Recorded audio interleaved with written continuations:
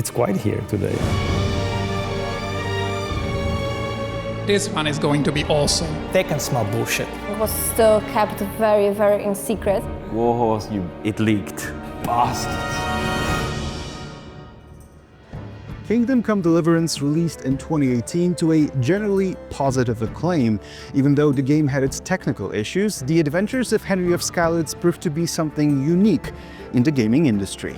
Today, with over 8 million copies sold, over 80% positive reviews from the players, and an infinite number of "I feel quite hungry's" uttered by our beloved hero, Warhorse Studio aims to release a sequel that's going to be bigger, better, and more successful. You've been enjoying your second adventure in medieval Bohemia for a while now, but we're here today, exactly one day before the game launches, to give you a glimpse on what the final hours of releasing a game look like, and to talk with the developers about all things KCD 2. This is the final countdown.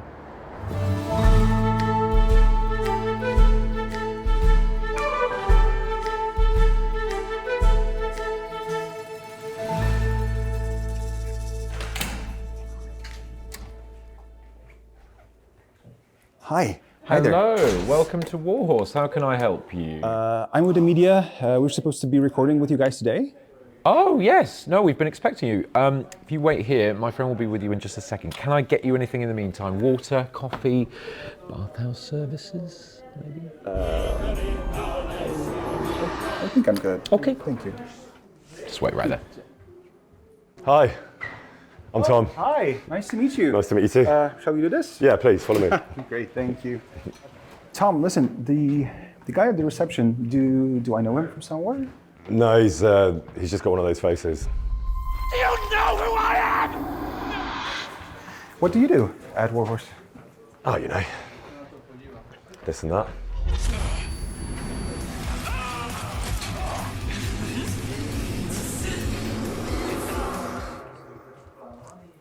So, here we are. But, wait. Where is everyone? Guys, you are in for a treat.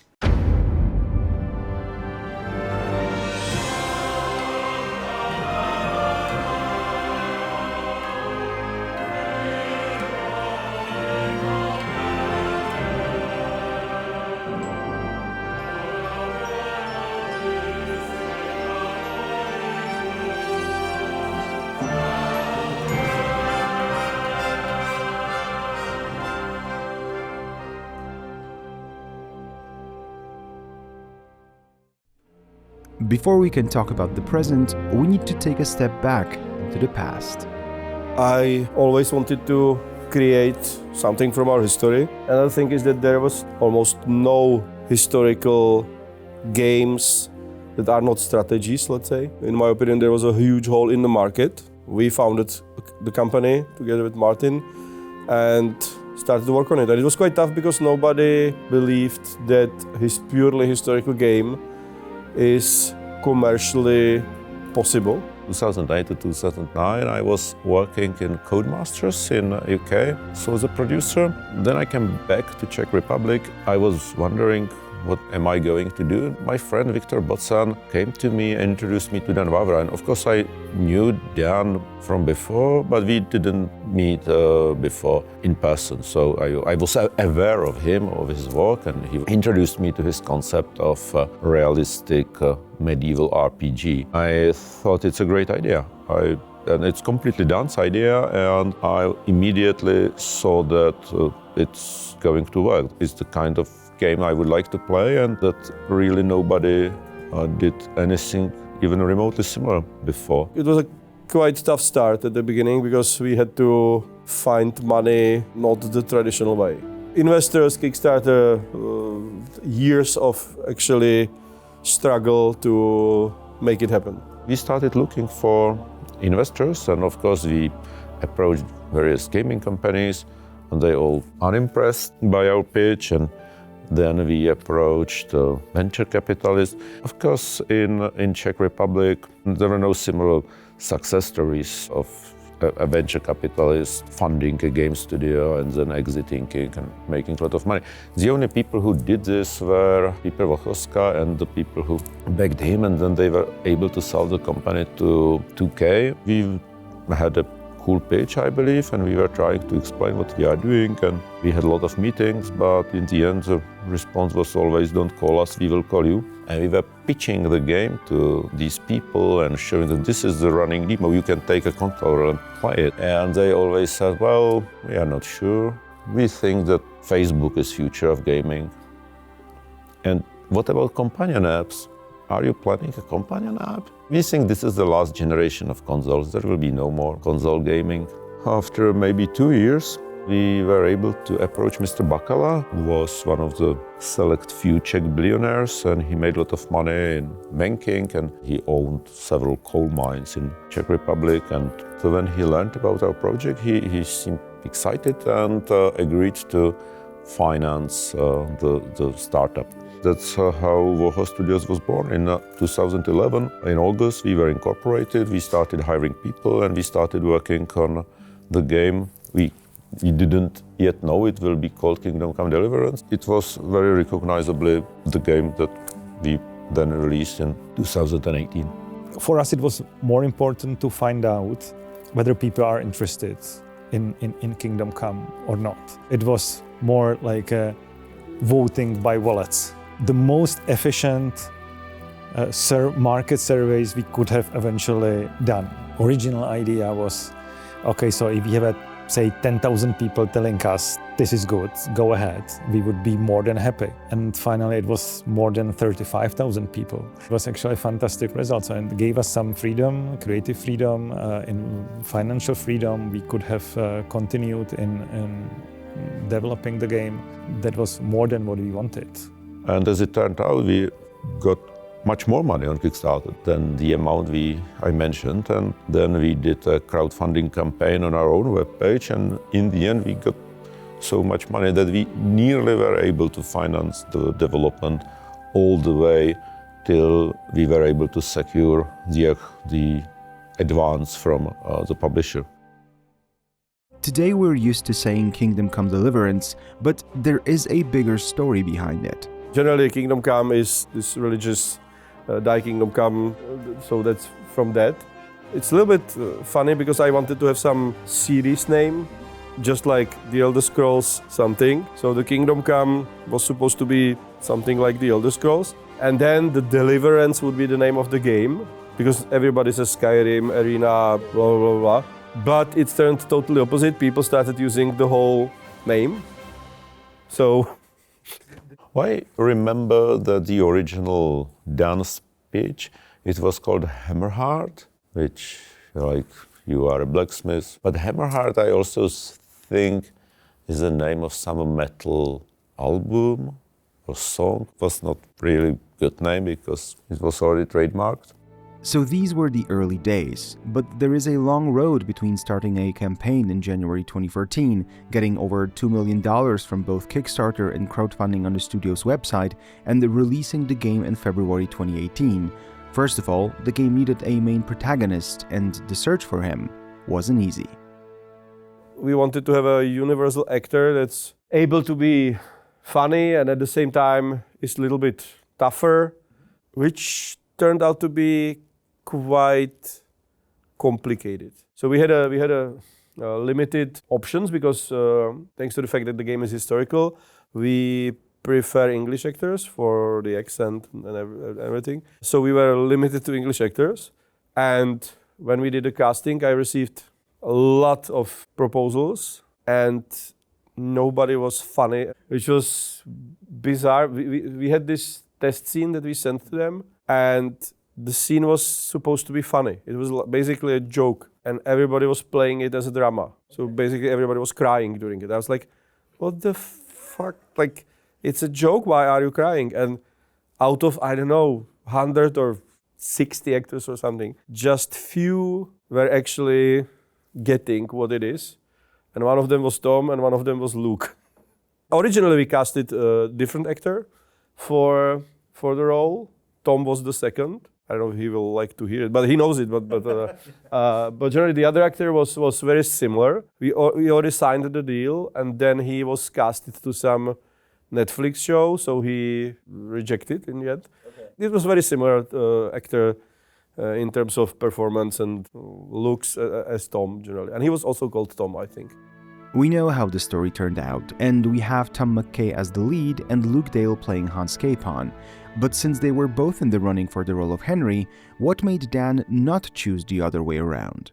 At the time he was very young and very unexperienced, but literally he was top 3 from the test.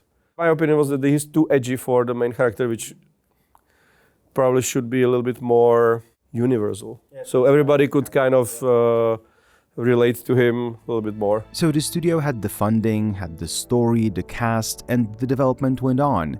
But while the release got closer, not everything was straightforward. After we released the first game, it was a huge success, let's say, especially for the small company which we were. So it allowed us to have a little bit more resources to make another one. I don't know if we managed to establish a new genre, but maybe we did.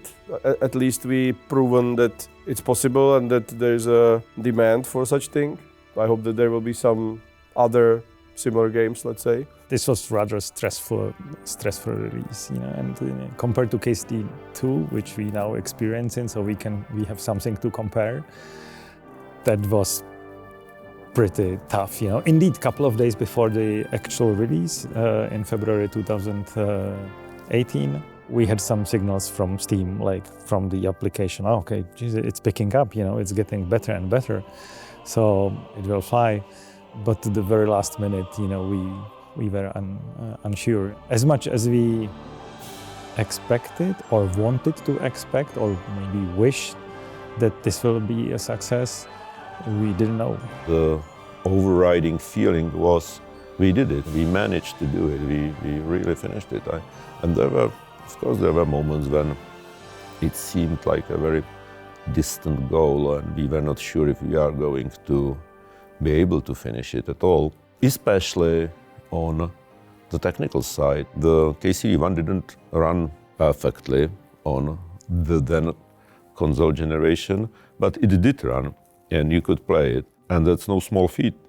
I remember maybe a year before release, we were maybe 2 gigabytes over memory budget, and we were able to cut this 2 gigabytes of memory usage in, 12, 16 months. That's no small feat. There were times where we were thinking, like, maybe we won't publish on consoles at all, maybe we will do a split release and release on PC, and then maybe on consoles half a year later, if we are able to optimize it better.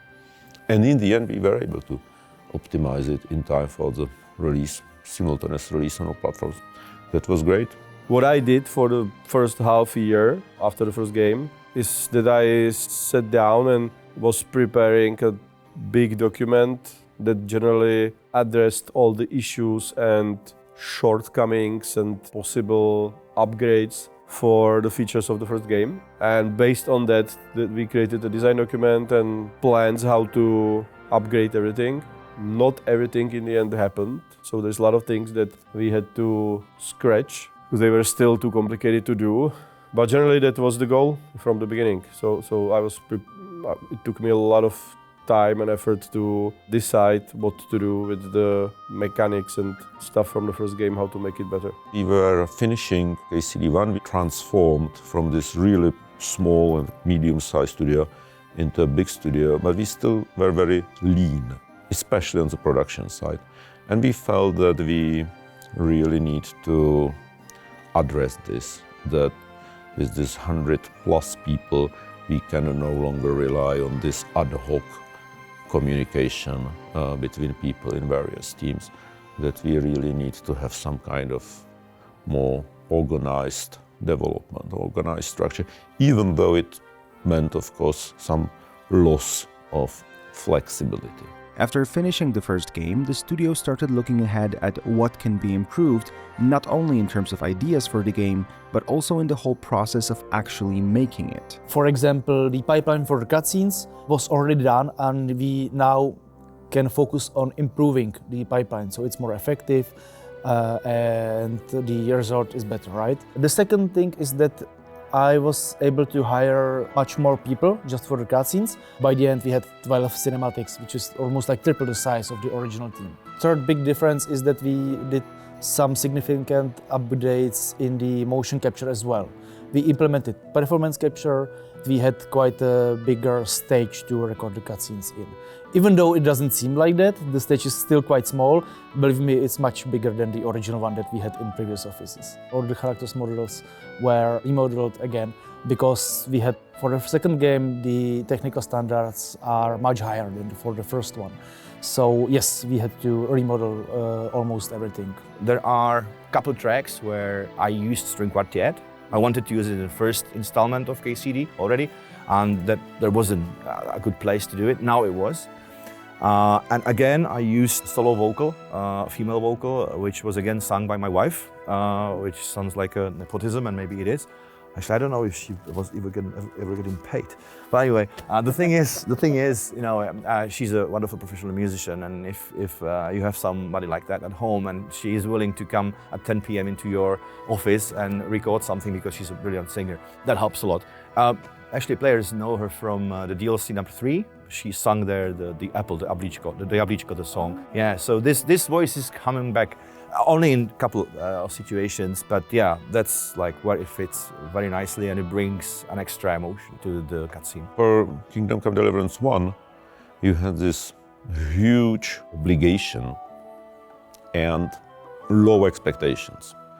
And in KCD 2, the expectations are high. Because of the success of the first game, obviously everybody else is expecting us to outperform KCD 1. The game was more expensive. More people have been working on it. We spent maybe twice as much man-months developing KCD 2. So all this effort had to be visible somewhere, and it should translate to more sales, more happy players. So the expectations are much higher, and this obligation or responsibility, or however we want to call it, are different. The first game for us was really do or die. We were a private company owned by an investor. We had no track record, we had nothing to fall back on. If KCD 1 flopped, that would be the end of it. There was absolutely no doubt about it that would be the end of it. Nobody would even buy the studio or buy the IP. If the game was unsuccessful, why would anyone? In 2019, the studio was acquired by the company you now know as PlayOn, and some people feared that it might influence the creative independence of the studio. It's important to say that we are, and we were, and we still are, very grateful for that fact that operationally Warhorse and still have and will have the creative freedom. We really did what we wanted, in a way how we wanted. From that perspective, nothing has changed. And in fact, when they acquiring us, we already started Kingdom Come 2. It was not like you did one game, now we buy you, and then now we tell you what we want you to develop. So they just supported us in indeed, you know, personally, financially, in the marketing to continue that effort. But within the studio, really nothing has changed. I mean, a lot of things has changed, but it was things we wanted to change by ourselves after finishing KCD 1. It's time to move on. For years, everyone has been wondering whether there will be a sequel to Kingdom Come Deliverance. With the success of the game, the DLCs released, the Royal Edition coming, and then even a port for Nintendo Switch, everyone hoped that one day there will be a second game. Initially in the marketing team, we wanted to announce the game like 4 times before we actually announced it, and we were waiting for the right moment. So that was the timing discussion. Then of course there was the creative discussion of how we are about to actually announce the game, because people didn't know that we are making a sequel to KCD 1. So it was a secret, and we kept it a secret for the entire production of KCD 2 from 2019. There were speculations, of course, but and we knew that everybody wants that we are making KCD 2, and it was really funny reading the Reddit threads where people were like, if they are making anything else, we'll torch their building, stuff like that. So we had to work with that as well. The studio started teasing the fans with pictures on social media. There were 4 pictures in total, one posted every few days, but it all began with a figure on a horse that did not look like it came from medieval Bohemia.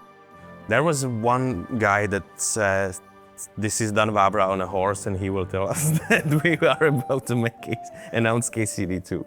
We've put the letters KCD and Romani 2 into every one of these. There were 40s of pictures, and we put KCD into the one by one into every of the picture. It was very hidden, but if we knew that some of our fans are really like, you know, zooming it in to the absolute maximum, and he found it and he put it on Reddit, and people were like, oh, you're going crazy, man, change your mats, and this is, and he was right all the time.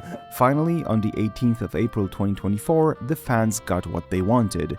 The reveal consisted not only of the trailer, but also the whole introduction to the premise of the game made by the team, the 2 main actors, as well as musicians conducted by Jan Walta, who performed the track that fans instantly fell in love with. It was shot in Kuttenberg, the main capital of Kingdom Come Deliverance 2. In the St. Barbara Church, which is like the, let's say, the monument people go there for. And we shot it actually exactly a year ago, the end of January 2024. We shot it for 3 days. We shot it in Kuttenberg on purpose. One, of course, it's the setting of the game. And when we were having like creative chats how we are about to execute the announcement, there were some people that said, let's just shoot it in the office.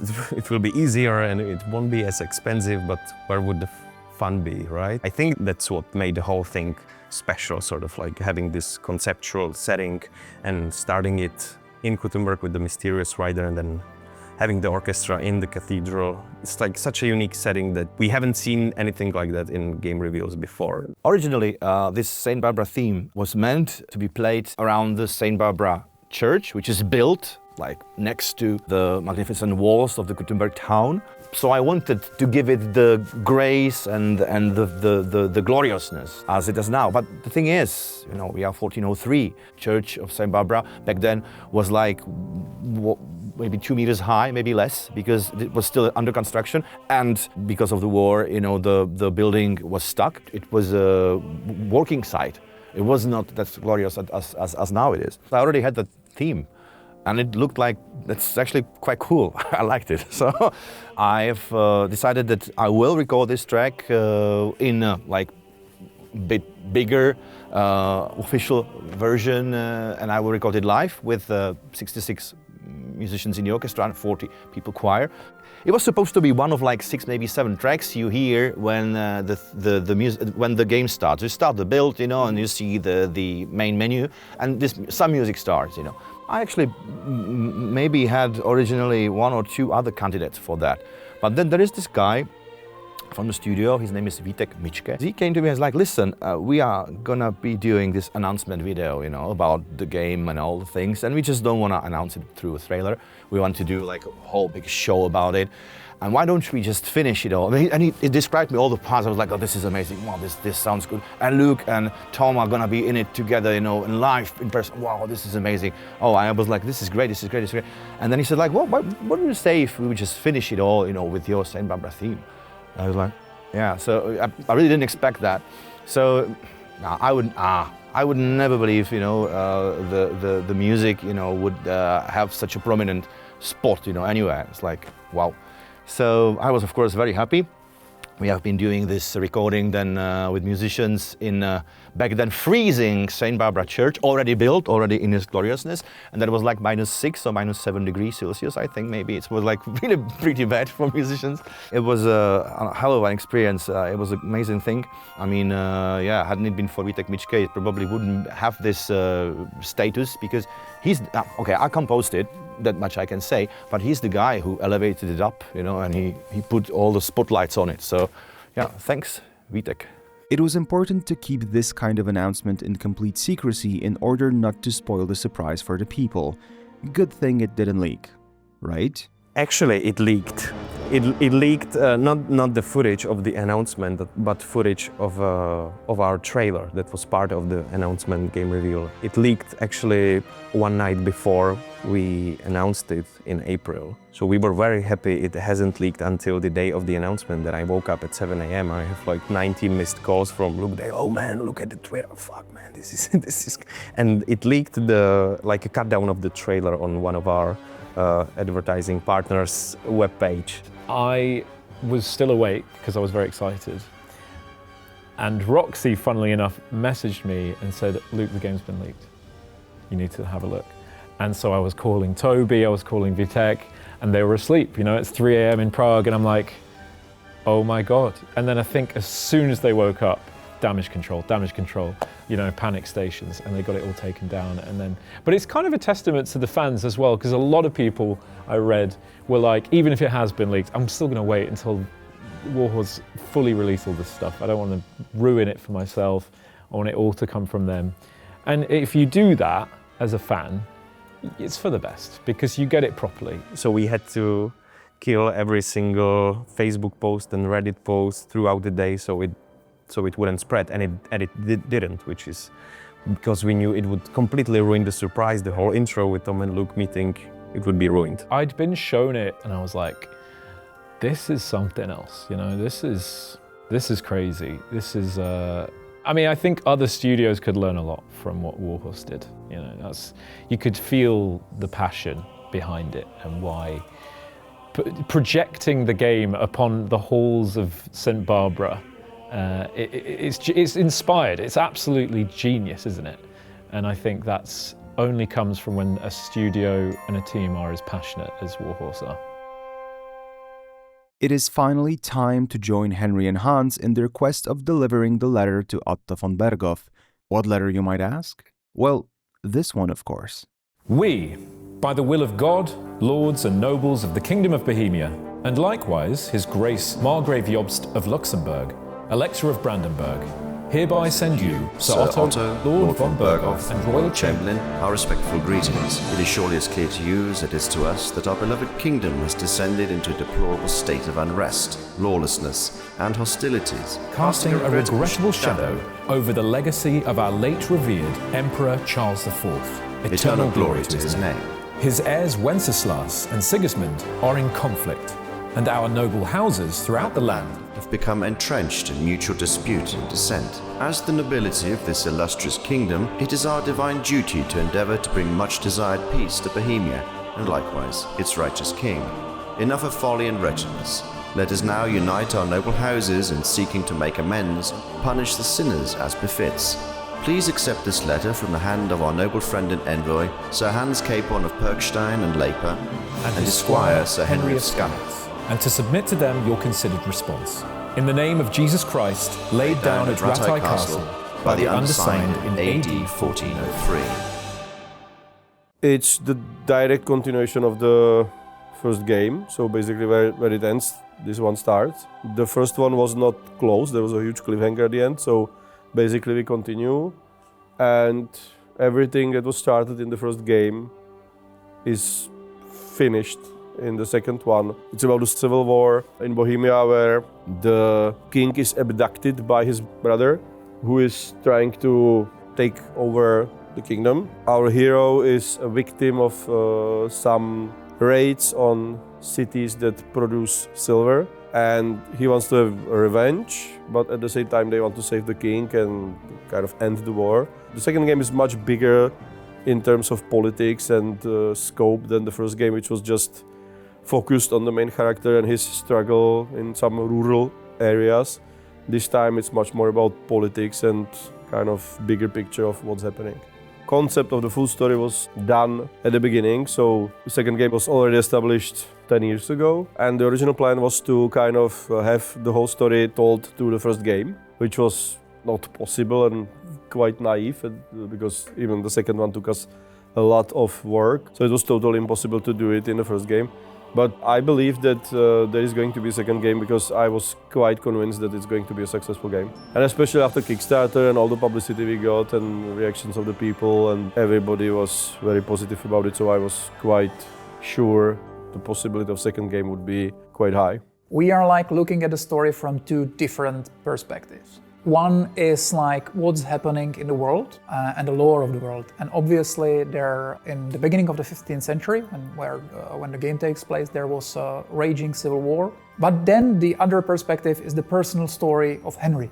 I think for the fans who enjoyed the first game, what you'll enjoy about the second is the step up into adulthood for Henry.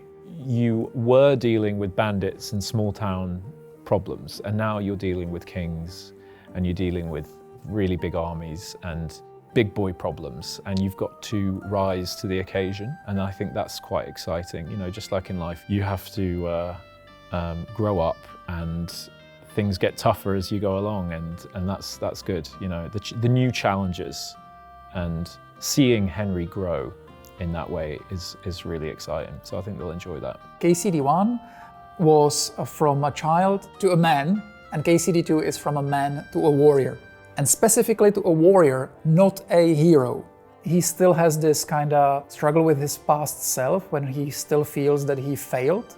You know, his parents died in the first game, and he still kind of feels that he should have been braver. In his humble way, he's trying to prove himself. He's trying to do good, or at least to not, you know, do too much evil. So it's like this personal journey. And yeah, he has his enemies from the first game, and yes, they will be end to the story that began in KCD 1. KCD is in an unusual position of telling a story that's grounded in actual history. This means that there are two types of characters there. Ones who are completely fictional, like Henry, our hero Henry, and historical characters that require a bit different treatment when writing for a video game. With the completely historical characters, the limitations are, for example, you can't kill them because they actually lived, and people can research them. It would feel weird if you change history, so you can't change, the history of Europe in our game. So these are the limitations we had when writing the story. And even some characters, when it was well known that some character behaved in a way, we had to retain them. But we had a lot of freedom with the new characters. So when you come up with interesting Kuttenberg burger, for example, you could come up with anything basically. The characters that are invented and the characters that are like pre-written by history, their starting point is really not that far off. The only difference is that with the historical character, you have to be careful not to break the continuous of our timeline. So, they will survive. The Ratzig will survive because he will die in 1412 when a mob of angry monks will trample him to death because of a tax issue. Marquard von Aulitz. There's some debate of where he died and how he died. In terms of like character biography, I think Marquard is the only one where we maybe did something which was better for the story, but it was not completely historically accurate. One thing that is very unique for Warhorse is their approach to designing a game. It's often very hardcore and old school in its design, and I think it's safe to say that Warhorse does things that not many studios are willing to risk. The combination of like this almost an old school RPG with the open world is something that not many people do. As you said, even action games nowadays do some form of open world. Even the new Doom game that was just announced, announced that you will be able to, explore and find tidbits. So basically every bigger game has some sense of open world. But in Kingdom Come, really, it is the sense that the open world isn't some addition. It's like integral part of the experience. We kinda felt that the type of game that KCD1 was the type of game we want to make. We just wanted to make a better, more mature, more polished product. So that's basically what KCD2 Open World should feel. It should feel more, or the animations are better, or the behavior and AI is better. Your connection to the world should be better, or the reactions from people are better. Even now you can respond to many people, even to the small things, the new feature we have when you can quickly respond to people. There's all these little things that kind of elevates the experience, but the basic feeling of this like very grounded, realistic world that everything makes sense should be still the same. We have our reputation system that not only the NPCs will remember what happened, but they will even tell other NPCs, and they will like behave appropriately. For example, you will persuade them not to do anything with your action, for example crime, their reputation is still lowered. So they'll start to greet you differently, they will be less cheerful, it will be harder to persuade them in quests. If there are traders, it will be harder, they will raise prices just for you. In KCD1, they have their clothes on, and if you steal the clothes, they don't have them. So this kind of design principles stay the same, but we said, okay, so KCD2 should be bigger, better, more polished. And so how can we do more with this? Now, for example, not only can you steal the clothes from the NPCs, but you can also give them clothes. If you drop clothes, or if you give clothes to their chests, and if it fits their presets and is more expensive, they will actually wear that thing. And if it fits him, he will wear it. And if it doesn't fit him, he will stash it in his chest. But his chest is used by more people. So if it doesn't fit his preset, his clothing preset, but it does fit the preset of somebody from his family, he will take it from the chest and wear it. And these are the small things that most of the studios would say, no guys, cut it. This is too complex, it would introduce bugs, don't do it. But for us, the living open world is so important that we do even these little crazy things. Crazy things might be a bit of an understatement in this case, especially when you consider that KCD2 has a reputation system that influences how NPCs treat you, but there's also a second system that works in parallel. And the other system is angriness, and that's when you do things in a region, bad things, for example, if you steal or kill, but nobody ever sees you, so nobody connects it with you, your reputation never goes down, the angriness nevertheless goes up. And that means new guards will roam the region, even the common people will start to arm themselves. It feels like your actions in the games have logical, outcomes. Since the game takes place in real-life locations, this proves to be an additional challenge when designing the game. KCD is a little different from other games in regard that, the authenticity and historical accuracy is really important for us. So all the locations, all the height maps, all the maps, everything is derived from real locations. But what we sometimes do, that we cut boring places from these locations and we kind of squeeze the important locations more closer together. So we need to put them closer, because in reality it's a few kilometers and you wouldn't want to walk a few kilometers in the game. But this condensation brings a lot of problems, like the height levels will change. We need to get the level from all the possible angles and try to find a balance between the condensation and the believability of the world. But if you look closer, then everything is changed and not much left unchanged from KCD. All the vegetation is improved, recolored, retextured, upscaled. Terrain textures are completely new. All the houses, all the buildings are very new. It might look the same because it's the same medieval time, but it's completely brand new. Whenever you design a sequel and you introduce changes to core mechanics, there is a conversation about how it changes things that players are used to. First information about changes to combat suggested that it might get easier in the second game. Is it though? I don't think it's easier, because even KCD1, it's definitely harder than both of those games are definitely harder than most of the really casual experiences from other games, so it is harder. It depends on how you define difficulty, because you're right that it's way easier to fight against many opponents, but it's easier because the controls are less clunky.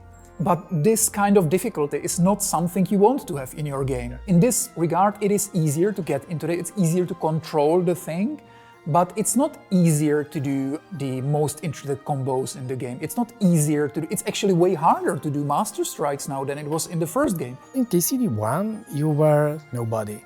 We were just telling you, this is the story that happens around you, and if it didn't happen, you will just, live your peaceful life in the village probably, and you would never need to hold a sword, but now you have to.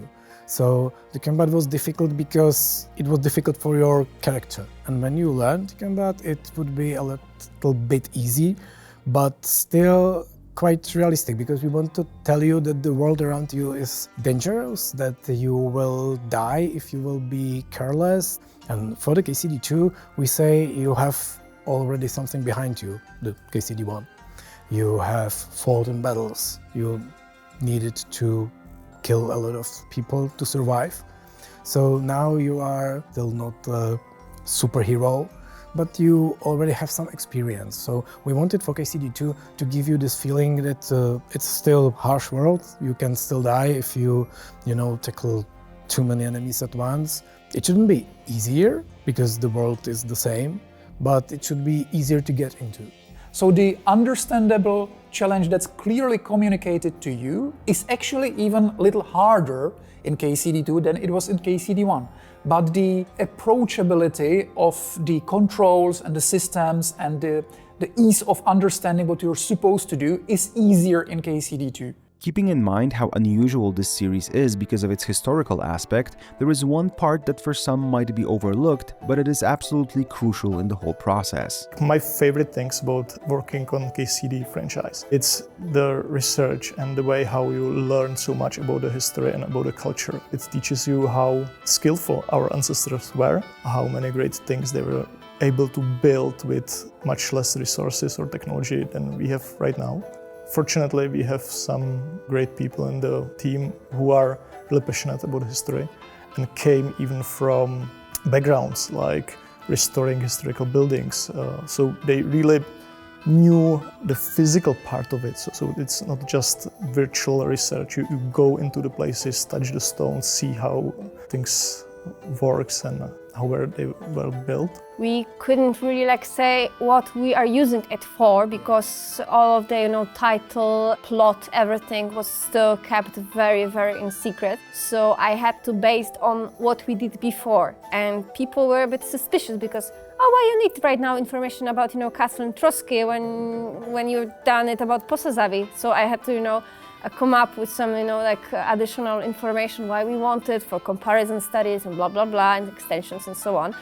But really we try to keep it very low, to not come out too early. A lot of people have this impression that being historically accurate isn't really important because most people don't know how castles actually look. Most people will not call you on an armor that is not accurate. But what I think, and it's really important and something we learned over the course of the years, is that maybe people don't know what exactly it's supposed to look like, but they can smell bullshit.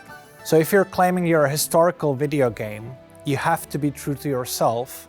Otherwise people will know that it doesn't have the flavor that the historical game, the properly researched historical game will have. Even though there's some limits to what we can do and how far we can go into sort of recreating the world. In the first game, I remember some guy on the forums told us chicken or hens didn't have this color because he was an expert in chicken breeds in 15th century. And this is exactly what I told in the beginning, like no one in the world knows this, only this one person, and almost no one will scrutinize this. But if a lot of these misconceptions amount, even if you don't know, there's gonna be some details or some symbolism that you can pick up and you can be like, oh, it doesn't feel real. So we had chickens, then we have color of carrots was a huge topic, and now we have willows, the trees in the game, which apparently weren't in Europe because someone brought the seedlings sometime later. We always try to position ourselves that we're not a medieval simulator.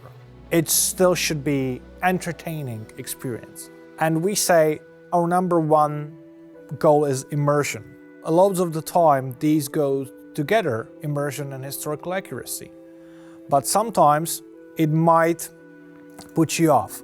For instance, the way you rode a horse in 15th century was most likely you wouldn't ride with your legs bent. You would kind of ride, can't really show it, but you would put the legs forward, which is very historically accurate, but also it looks ridiculous.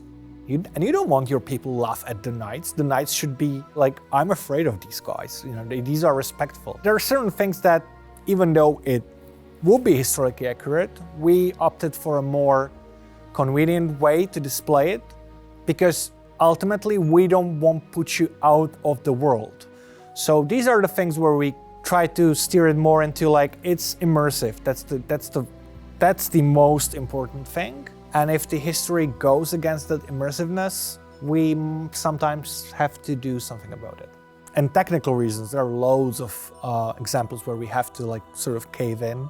You start with the obvious fact, there are no children in the world. There's not 12 people living in one room. Everything's bigger because it's a video game. So the hallways are bigger because people have to, you know, walk there and back, and the houses are a little bit bigger, and so there's like loads of technical limits. While the first game had Rataj as its biggest and most dense location, KCD2 went with a much more challenging task of building a huge city of Kuttenberg, which today is known as Kutna Hora.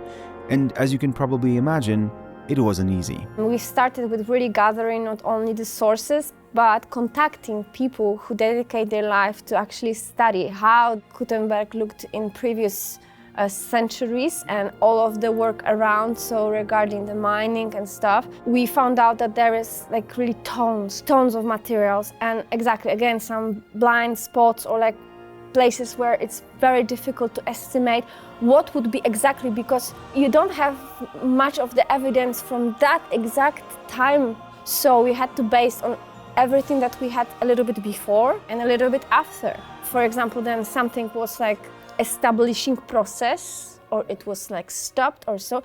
And then we also had to take that in consideration that we already showed something in the KCD one, like some kind of a difference between, you know, very little countryside, villages and stuff, and, for example, Rataj. So now Kuttenberg, which was like second largest and most wealthy, you know, city in the Czech Republic, need to be really in this hierarchy really high.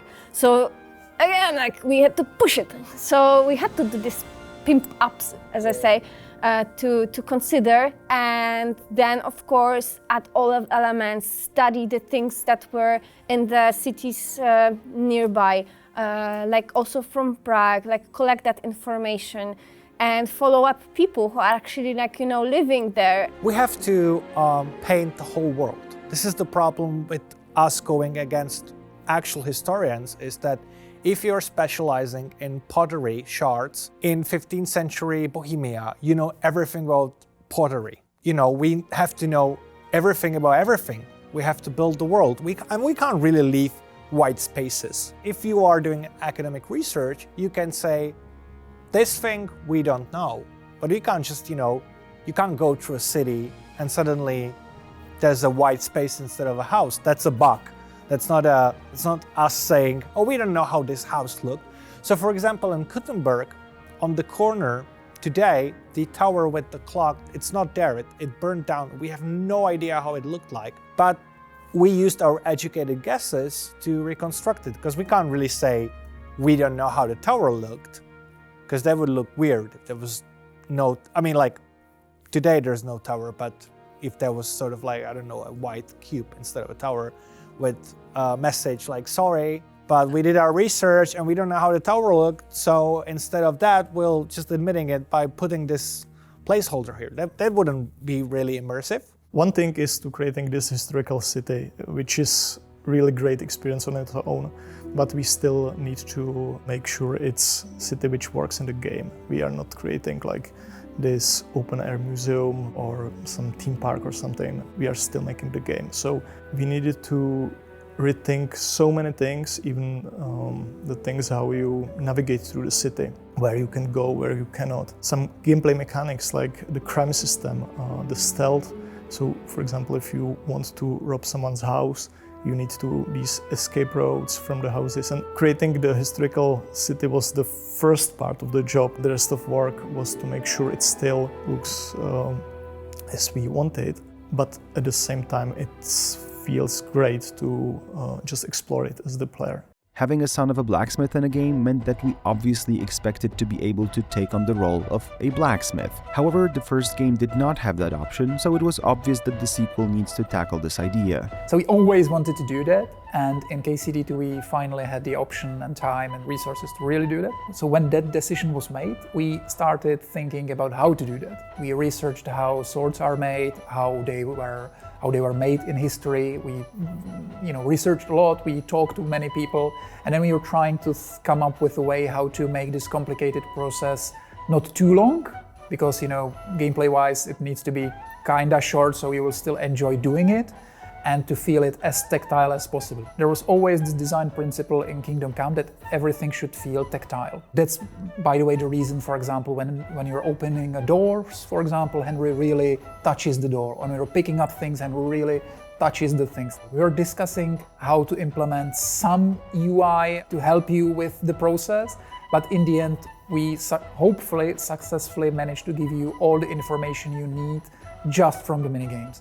So for example, when you're bashing the sword, the sound of the impact, the sparks, the Henry's whistling, these things are all there to like communicate to you how well you're doing, because we really basically we don't want to show UI unless absolutely necessary. We want you to gain all the information from the game. But back then there was even a discussion whether there should be another part of the minigame where you actually add the crossguard and a pommel to them.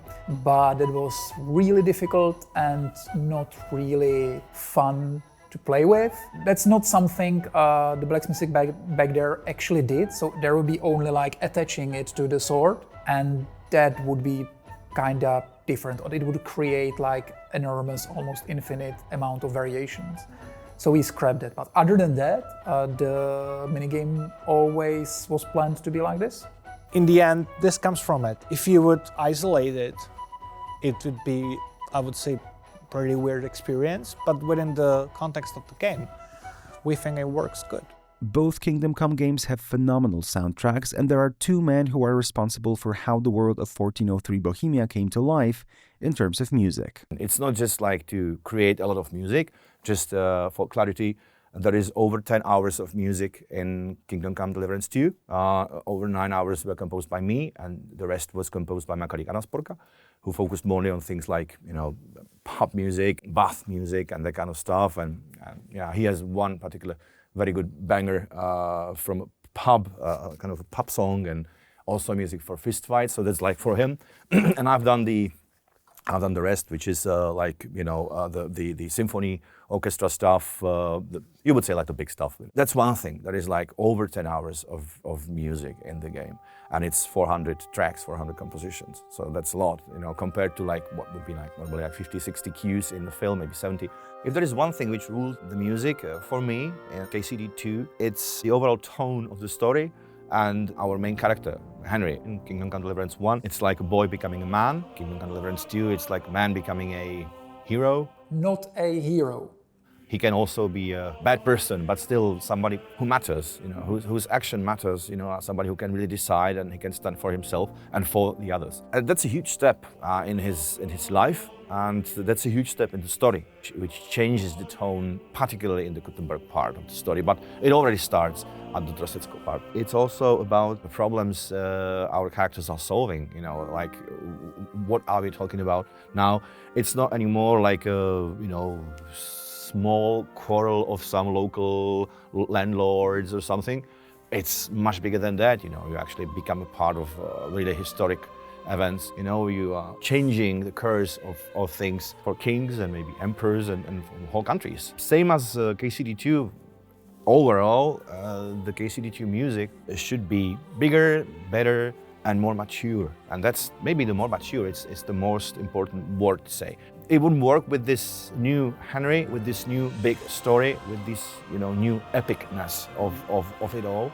And second, I would say it would be like cheating with players. It's a new game, there are so many new characters, so many new things, you know, so many new features, so it deserves a brand new music. With one, maybe two exceptions, there is no single music which we would use, like we would take the same music from Kingdom Come 1 and we would use it again. So like out of those 400 tracks, like 398-ish of them are like brand new. And yeah, one of the cool things which we had and which I really enjoyed and which surprised me, because I didn't expect how much of a change that's gonna be, was that we had a live choir. We had 40 singers, like a huge one, and all of them were amazing. It was when they started, that was a moment, you know, and I didn't expect that. I mean, like, I didn't, how did they say it? I didn't see it coming. That's the thing, you know. You just give them the sign and it started, all of them. And we did this in the Dvořák called Redefining, which is still my all favorite room for music. That was a great thing. And since I knew I'm gonna have choir, there to use Latin words, Latin lyrics coming from Requiem. And I've used various parts of the Requiem. So there is a Recordare, there is Agnus Dei. It's like 7, maybe 8 of them. There is Dies Irae, for instance, as well. If you recognize what the choir is singing, and if you are familiar with what the Latin words mean, or if you find it out, if you look it up, you will see what I meant with using this part of the Requiem lyrics in this particular scene, in this particular moment of the story. But audio is not only about the music, it's also the whole sound design to make everything feel real. We recorded the ambient sounds for our beautiful outdoor locations. For example, if you're in forest, it can sound like this.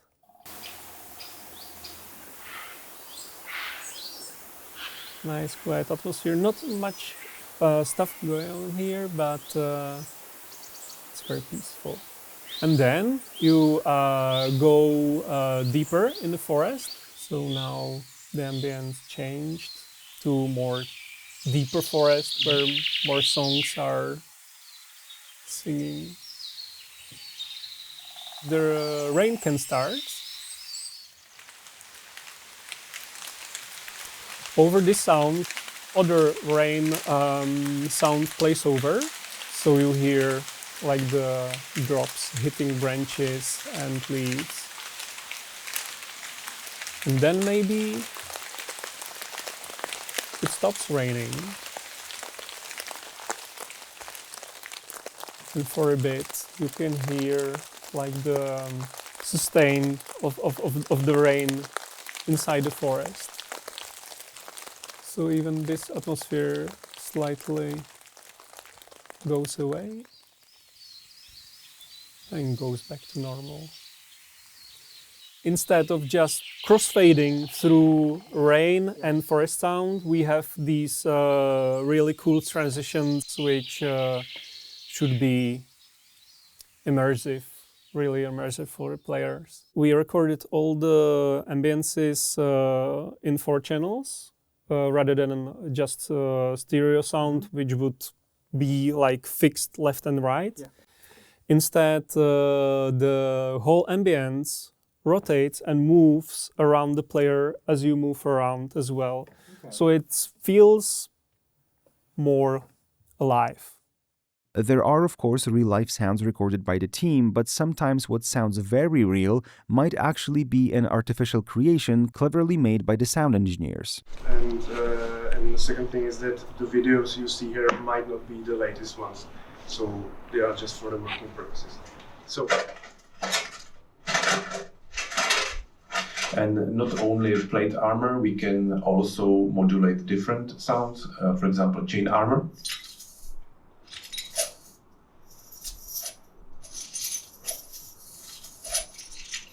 Of course, these sounds would need further editing, but as a synchronous recording, it works pretty well. And of course, these sounds are made quiet in the final mix, and of course, they are present in gameplay also. One of the main purposes of this is to make the immersion as real as possible.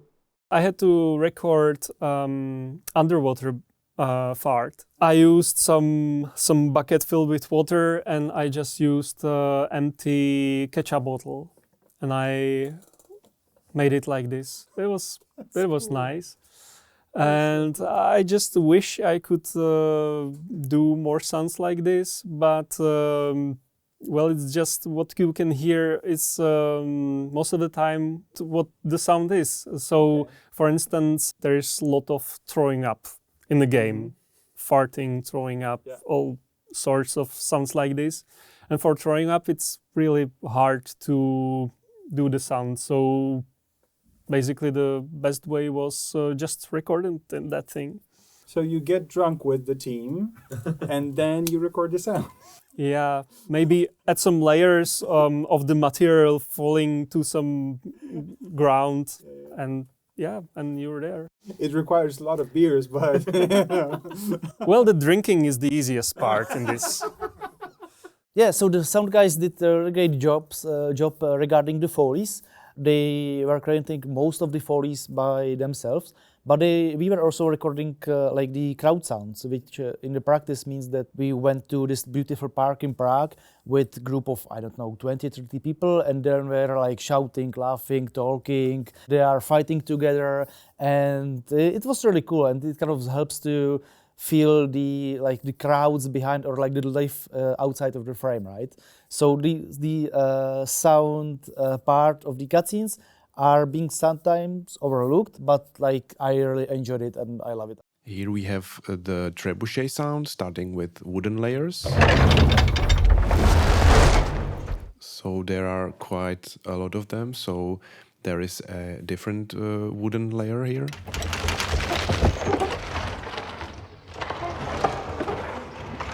The big wooden construction and the ropes have to creak a lot.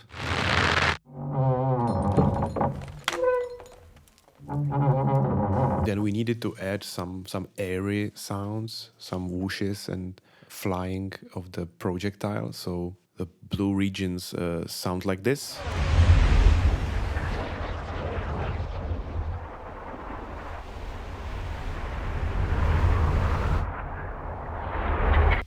And then there are different kinds of impacts and booms and explosions. So let's break them down a little. So here is the first explosion, the stony one, followed by more of the wooden impacts,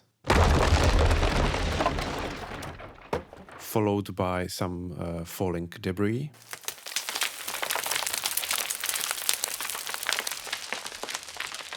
Of course, a lot of different objects falling down from the tower.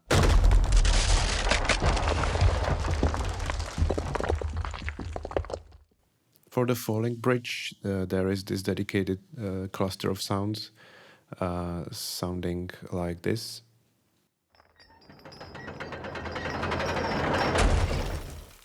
And let's finish this with the complete design.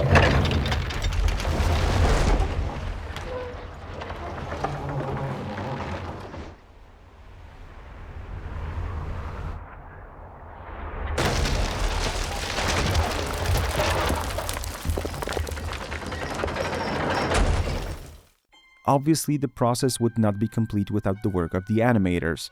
Every little movement that you see in the game, whether it's walking, combat, or small things like reaching for a beer, it's either completely hand animated or animated with the help of motion capture. So usually it begins in the head of a designer who comes with the idea either for like a gameplay mechanic or something that helps them tell the story. And then they talk to animator and technical animator. So we help them also talk through it from like our perspective, like what would look good, how it would work. We also incorporate scripters who are kind of like technical designers in here. And we talk about how we can connect this in the engine, how it's gonna work, so we don't just record something and then process it and then throw it away because it doesn't work. It's an extremely long process. Our pipeline has 17 steps. And there's also one instance which was like improvised and prepared in the same time. As I said, the stunts are recorded with stuntsmen, right? But for some reason, and I don't know how that happened, but we decided that Luke Dale, the actor that plays Capon, should do his own stunt by himself. So, and it's the scene from the beginning of the game when he's ambushed by this bandit in this shack of Božena, the herbalist, right? So basically we've got him, we got the stuntman, and Dan told him like, you should grab him like this and do this, and then like roll over and do this and that. So he goes with the stuntman, do this choreography together, managed to work it out in like half an hour. And we shoot it, and it was like a one-shot scene, right? So it wasn't possible to cut in the middle. So basically in like a half an hour, maybe like 1 hour, they managed to do everything and prepare everything. And in the result, like Luke was doing also his own stunts. And in the end, it looks like quite cool. And even like it got some of its charm in the scene as well. Speaking of motion capture and all the shenanigans that happen on the mocap stage, it's important to talk about the cutscenes. The whole process in which the actors play out all the scenes that you then see in cinematics involves much more work than you'd expect. Some of the scenes are written by me, most of them are written by some other people. I read all of them and rewrite them very often. Then we kind of brainstorm how the final scenes and dialogues will look. After we got a script, sometimes kind of like adjusting the script to our kind of working with the cutscene, to our cinematography. So there are some like slight rewrites here and there, but not so much. Basically, the process is the same as in every animated movie, right? We have some pre-production, some previews. Then we sit together and look at the storyboards and think about how it's done, and we change a lot of things. Then we do animatic, which is basically animated storyboard, which already has some almost final length. So Jan Valta can start to prepare music for that scene. This is like approved by the designers and the creative directors, so it's that everybody's on the same page. After that, we have to prepare the shooting itself, which means like doing the shot plan. Then we create here in this place the fake environment, which basically is made out of some tubes and marks on the ground and stuff where everything is, which is very technical, and that's the reason why we have two directors.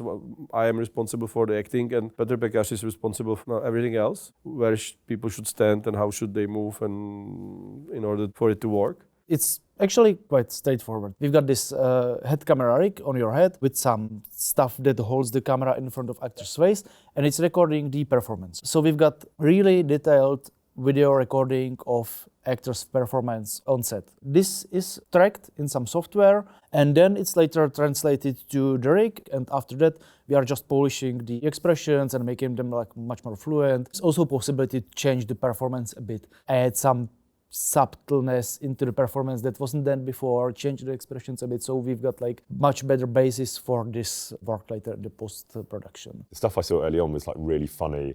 Those weird like astronaut face things that we had that were like, so they weren't fully executed at all, and it was really, really kind of basic. So you got a better sense of the landscape, but performance-wise you got nothing because it was these kind of real-time recorded stuff from the headcams. In the first game, all facial animations were animated manually. So basically our animators were recreating the performance based on the references from video cameras from the set, which is like painfully long and tedious, and the result was great for the time that we had and for the technology we had, but still wasn't so naturalistic as we would like to. The shooting itself consists of professional English actors because the cutscenes are recorded in English. When you get to voiceover, it's kind of impossible as the actor to have a handle on everything that's happening in the kind of million iterations of the game, and certainly the million iterations of the choices Henry can make. On any given day when you're bouncing around between scenes and quests and scenarios, you can't keep a handle on that. So you sort of have to hand over your brain and your heart and your head to the person that's directing you. For me, that also applied to the motion capture scenes because they weren't shot chronologically. It's still such a big animal that you can't do that. So there's something quite freeing about going, especially with Dan, just going, right, you're the boss, you know how this works, you know what you want it to be. I don't. We have like really raw animatics to work from, but there's nothing like really fully executed for us to imagine. So you just have to hand it over to them and trust them. And there's fortunately a huge amount of trust. For most of the time, we record as much as 1,000 lines per session. One session is 4 hours long. We've developed our own system of recording and delivering those lines to the game, because in the game we have 260,000 lines, and we had to get rid of the manual, tidy work. It's very different from a film. A film you work on for 2 months or whatever if you're lucky, and kind of similar with TV. And then that's it, and you kind of wrap it up and go, right, I can move on. And it was all kind of in this box, and you go, right, that's tied up. But with this, you keep coming back for years, and you have to rely on the team to tell you where you are, what are the circumstances, what are the stakes. And of course, they're working on it every day. We're not. So they're brilliant at just putting you in that headspace and letting you get on with it.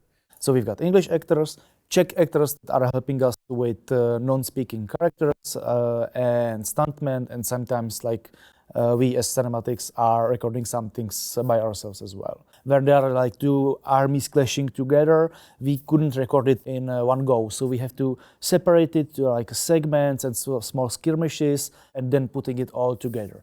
So we are putting this all together, recording it, and then editing it. That means choosing the correct animations, designing the cameras, designing the camera movements, creating the editing, cinematic lighting and particles, effects, etc., etc. And then there's a lot of sessions where we go through it and kind of decide how it should look. So, for example, they show me some initial version, and then I ask them to do some different lighting and move the camera differently than it was originally planned in the storyboard and stuff like that. This is one of the things that we actually weren't doing so much in the first one because we didn't have time for that.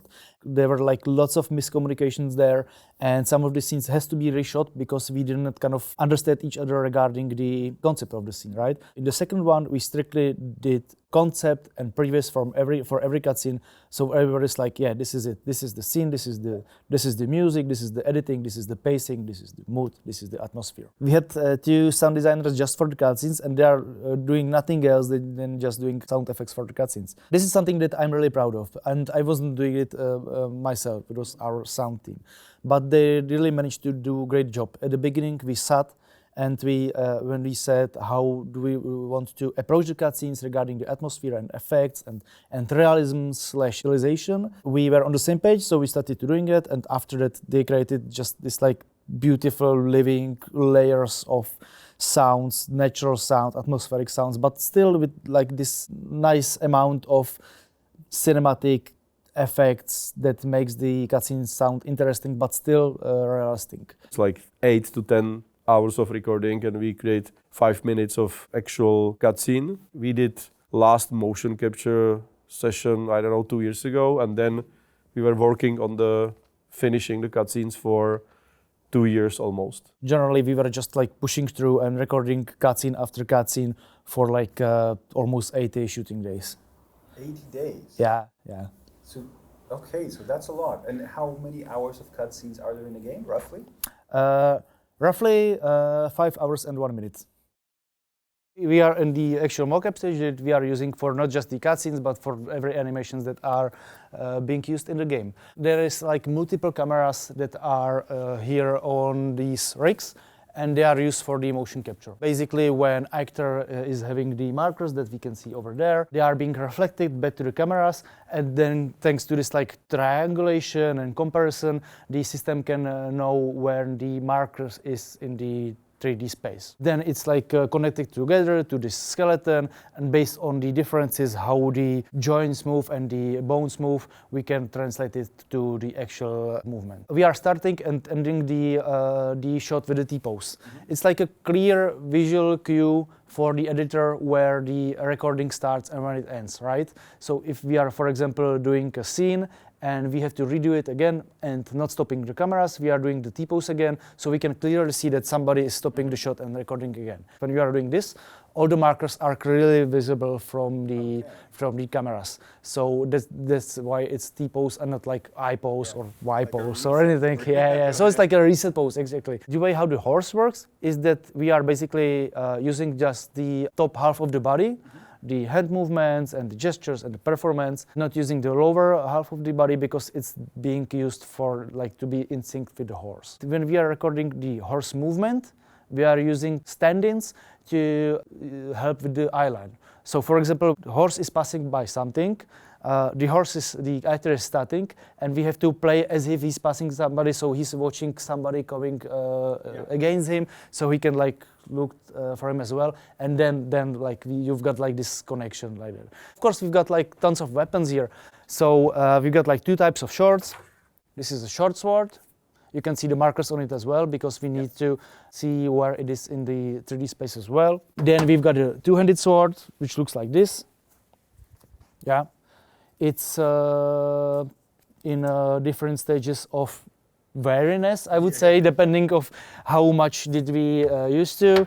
It was actually a crossbow with a crossguard here, but I believe actually we managed to destroy it during one of the shootings, so we've got just like a torso of it. This is the crossbow as well, yeah.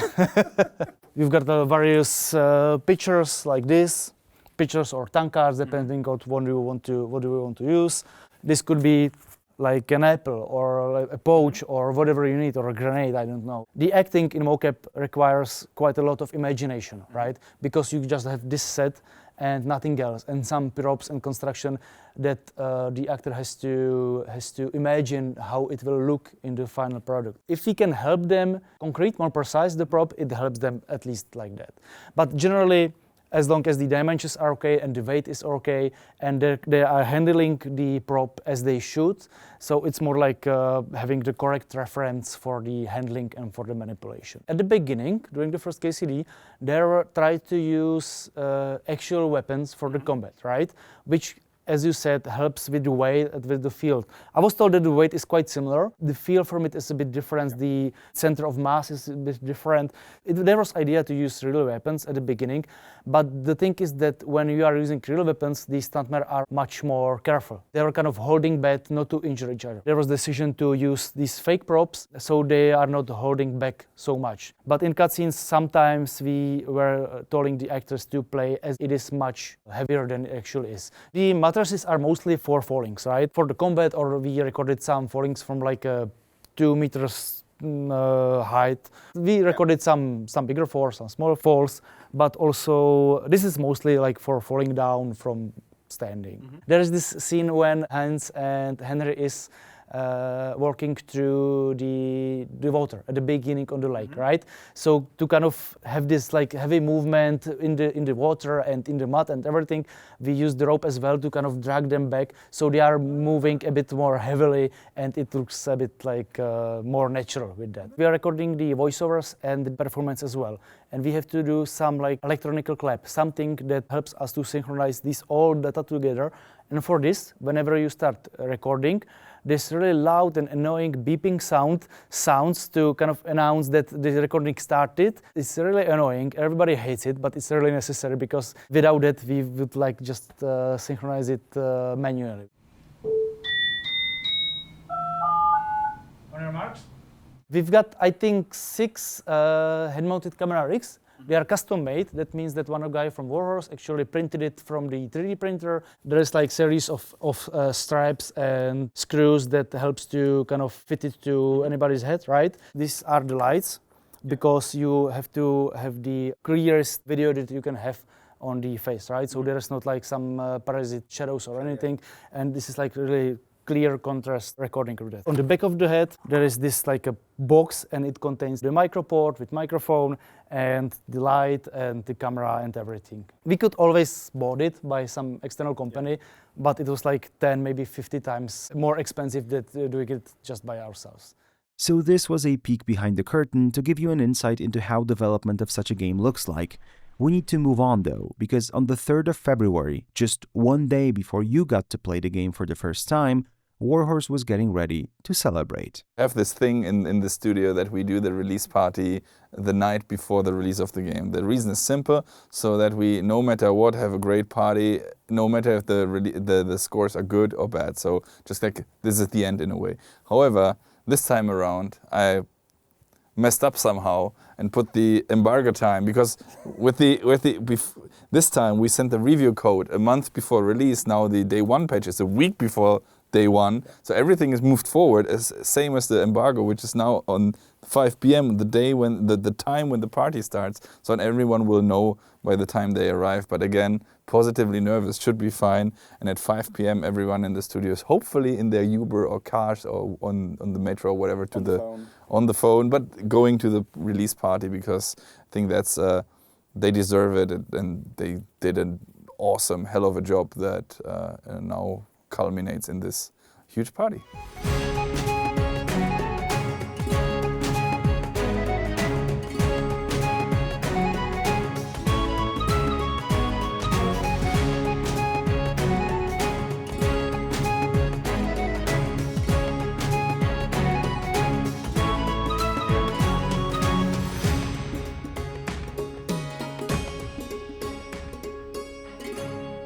So we are here today at KCD's 2 release party, and I think everyone has a reason to celebrate. The reviews are in, and we're just trying to find some people to talk to get their reaction to the reviews. Did you see the reviews? No, not yet. You haven't? Yes. Let me show you something. Oh god, here we go. This is going to be my first Oh no. Does this mean you're happy? I've not seen reviews that high for any game in such a long time. Oh my god. Oh my god. This is like an aggregate that kind of... Wow. Basically, that's the average from the reviewers at the moment. Oh my god. How many reviews are out? So like 20-ish per platform, so I guess I'd say it's like 50 outlets maybe that are here. Jesus Christ, be praised. Yeah. Audentis Fortuna Juva. So I think you have a party to enjoy today. Well, I'll see you guys later. I'm gonna go get pissed. Feeling is 9 out of 10. 9.5 out of 10, I would say. Enjoying the party, getting absolutely hammered? No, I wouldn't do such a thing. After 7 years of hard work and labor, I will totally be at home by 10 p.m. and, you know, ready. And tomorrow I'll definitely be at work. Don't expect me tomorrow.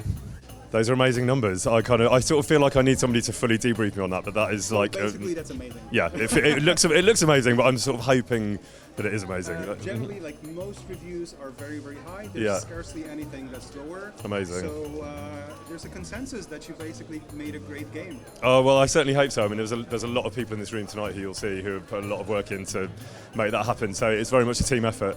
It's really funny because we were talking earlier about what a massive kind of... You know, it's been a huge amount of time, it's a huge amount of people, and it all kind of is like rests on what you just showed me on your screen, which is a shame in some ways because actually even if the reviews weren't great, I would still be incredibly proud of it.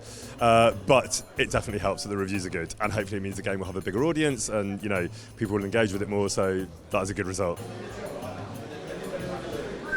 Okay, this is nice. This is really nice. God damn. Yeah, I'm just trying to comprehend this because this level is like 87 into 92 on PS5. This is really great. Nice. Wow. This is really cool. Okay, I think this is time for a drink. 89, 87, 93. Great. Yeah, we had a conversation this morning, right? And I was saying 87. So 89, 87, 93, it's beyond my expectations. Did you see the reviews, obviously? I did. Some of them that were released already, I did. And it's looking really good. Did you see the average? I think the average on OpenCritic was 91 and on Metacritic it was like 89 or something. PC is 90. That's, oh man, just... So yeah, it's looking great. If you know Warhorse, guys, it's always happy party, no matter what we are celebrating, but this one is going to be awesome.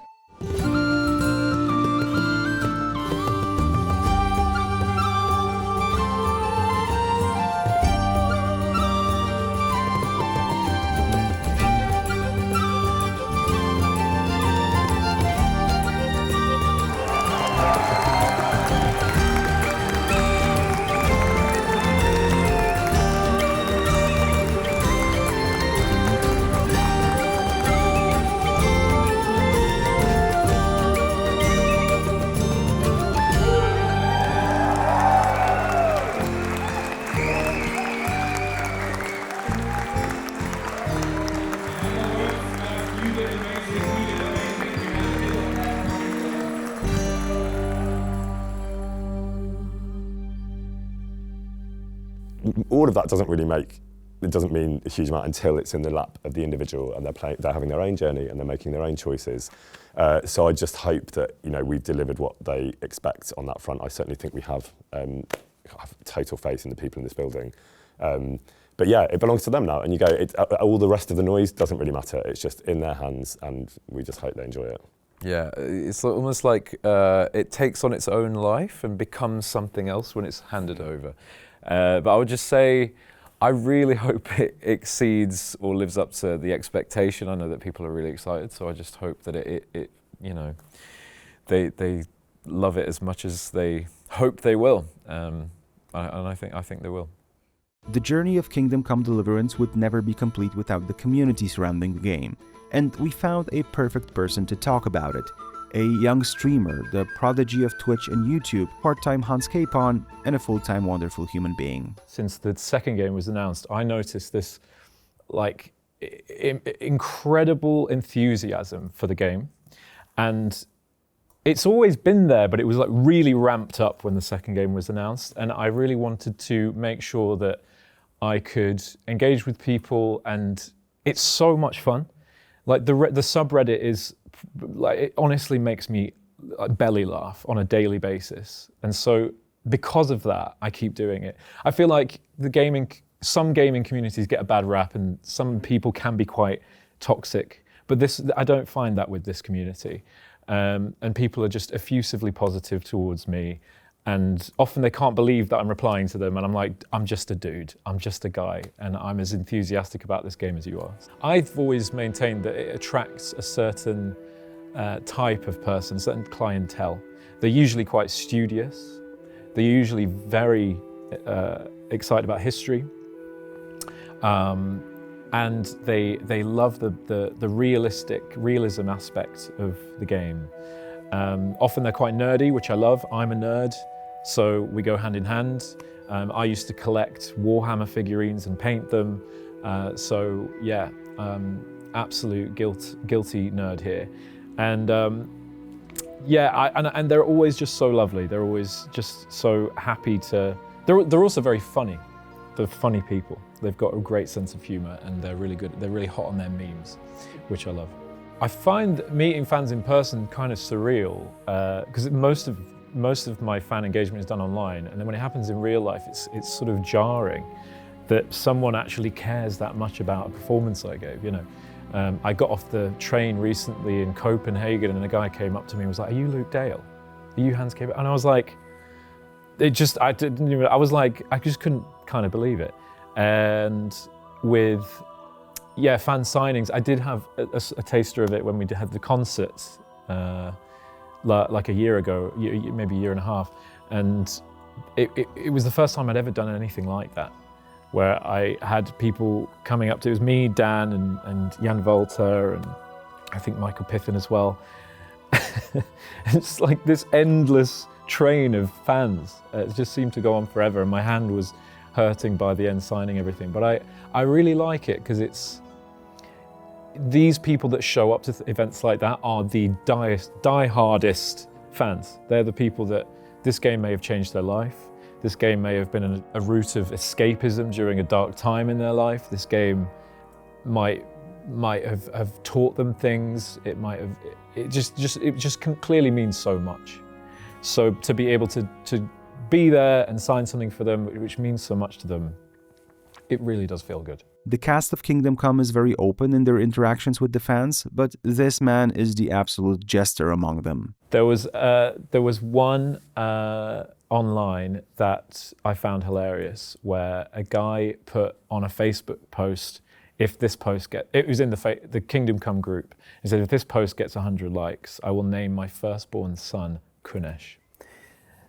And of course, I've held him to it, because that post got thousands of likes.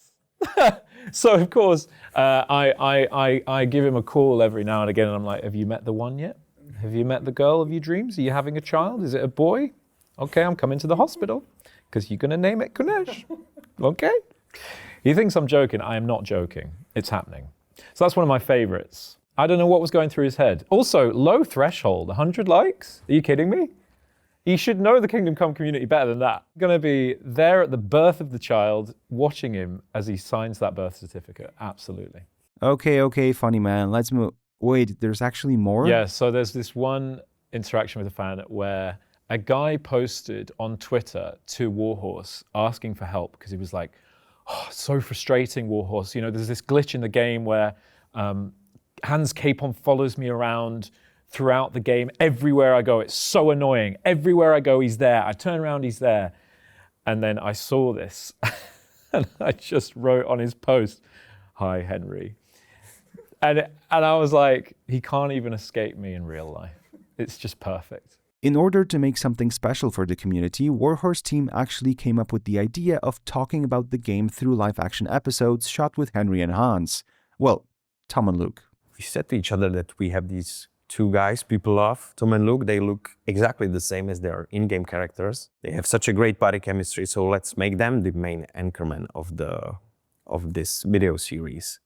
and let's do it scripted. So there's some funny bits of dialogue, and they do a bit of a role play when they see the dialogues in the live action. It's like Hans and Henry would be in 2024 and 5.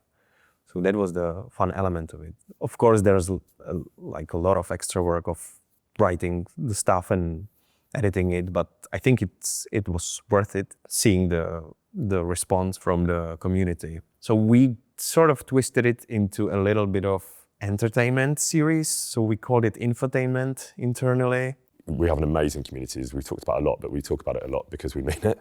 And they're incredible. And it was a very small group of people in the first instance, but that body of people has grown. And that's for me, that's unlike any of the other work I do. The other work is kind of handled by a few reviewers, and audience feedback isn't so much part of the conversation. Whereas in this arena, it really is. And I think that's an amazing thing. It's really shaped the kind of path that the game has taken. For me, that was a real education and a really exciting one. I was definitely surprised by the reception, and I think the whole industry was, the video game industry at large. A lot of the reviewers and the people that are commentators on this industry were like, I didn't know how big of a community this was. And they were shocked, and then that made them actually look into the game more, because they were like, I had no idea this was such a big deal. Because it's quite, 6 years on, you can't, a lot of people have maybe forgotten about it, but then as soon as it was announced, people went, okay, wow, this is big. I think it's also to some extent the size, but to a greater extent the kind of energy and passion of those people can maybe make it feel like a bigger community than it is, because I think friends of mine who are much more immersed in the gaming community have really commented on that like raw passion that we have behind us. So it might not even be as big a body of people as it seems, but just this like wave of energy that kind of pushes us forwards is, to my understanding, like really unusual and very welcome on our part. Yeah. I went to a restaurant yesterday and ordered some food, and as I looked up and spoke to the waiter, he was like, oh my God. And he couldn't speak. And I was like, this is crazy. But that kind of thing really only happens in Prague for me. Tom, I don't know about you. Well, it sort of came in two waves. So there was a big wave when the first game came out, and then like a big patch of nothing in the middle of where, people's attention was elsewhere. And then it started to bubble up again, really from the announcement video. And I think that also made people more aware that actually these characters were based on real faces, and that obviously they used our voices. So I think whenever I've had those interactions, which are like lovely and very welcome, usually people are really confused because often they didn't know that actually it was based on a real person. So they're really baffled, and it's like they've entered some alternate reality, and there's been a big skip in the record. But people are always lovely, which is very much appreciated. The day of releasing the game is a special moment, although not necessarily what you would expect. The team is coming in late after the party, and there is no big rush to have everything prepared for the hour of release. There are no last bugs fixed just in time before the game goes live, because this work has been done in advance. It's quiet here today, suspiciously quiet. That's also a sign of the fact that I believe that we prepared for the release really in a professional manner. So right now we're in the last stretches. So we have trailers lined up. We have this live action scenes going on with Tom and Luke. We wanted this time to involve them, incorporate them even more in the marketing, which is kind of interesting because in the first game, or generally the first game, was new to everyone. So not many people knew what to expect from that kind of product, and it was hard to compare to anything. And the same went for the actors, which did a job for a team from who knows where, doing a game about who knows what. So they were like a little bit, not hesitant, but like, yeah, you do yours, we do ours. But of course, with the success and everything, seeing that there's a market, that there's a growing, ginormous community, it was natural for them that they wanted to be way more involved this time. Luke does this really well. Props to you, Luke. This goes out for you. But so he's very, very active in the community. The people love him. Tom McKay is more of a gentleman, let's say, like a pro actor with his agents and everything, and his big Hollywood production and whatnot.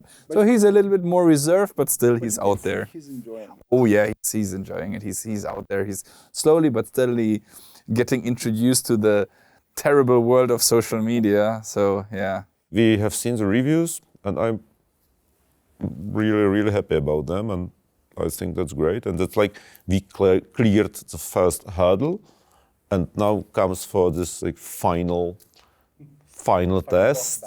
Yeah, final boss battle, exactly. And we will press the button today, and then we'll see how it goes. And I really hope it will go well, and so far it looks like it should, and it could. Basically, from the player's perspective, everything is frozen. We can't really change anything that the players will perceive, like long before the release. It's different from project to project, to the size of the project, to some processes, but it can be like even like a month or two before the release. Everything the players see is actually frozen. But if there is something really terrible, something like crashes caused by some specific hardware, these things are still being fixed. So these are the things that are still being fixed. And then something regarding like the release processes, for example, what do you see, I don't know, in the shop or achievements or something like that. Some of these things still can be changed, but basically from players' perspective, the game is frozen like a month or two before release. But from the reviewers, there are only like little things that we usually decided not to implement yet, because those little improvements could actually, cause much more serious issues, and we are very cautious. We really, we have experience from KCD1, so we really want KCD to release to be as smooth as possible. So we really don't want to introduce some new issues or some bugs. It's a never-ending process. So as we speak now, that part of the team is still fixing bugs, because there will always be some bugs to fix. And the other part of the team is working on the DLCs. There is no rush nowadays, as it was a few months ago, but yeah, it's like I said, it's a never-ending process. In all honesty, I'm positively nervous. So of course I know my people and I know my press and whatnot. They're not being influenced at all. Right. Of course not, right? However, I'm of course like in direct contact, like, hey, Mr. Regular Joe, can you tell me like, what do you think? How did you like this part or that part? Have you met this thing? What's your first impression? Let me know. And of course, 99% tell me nothing.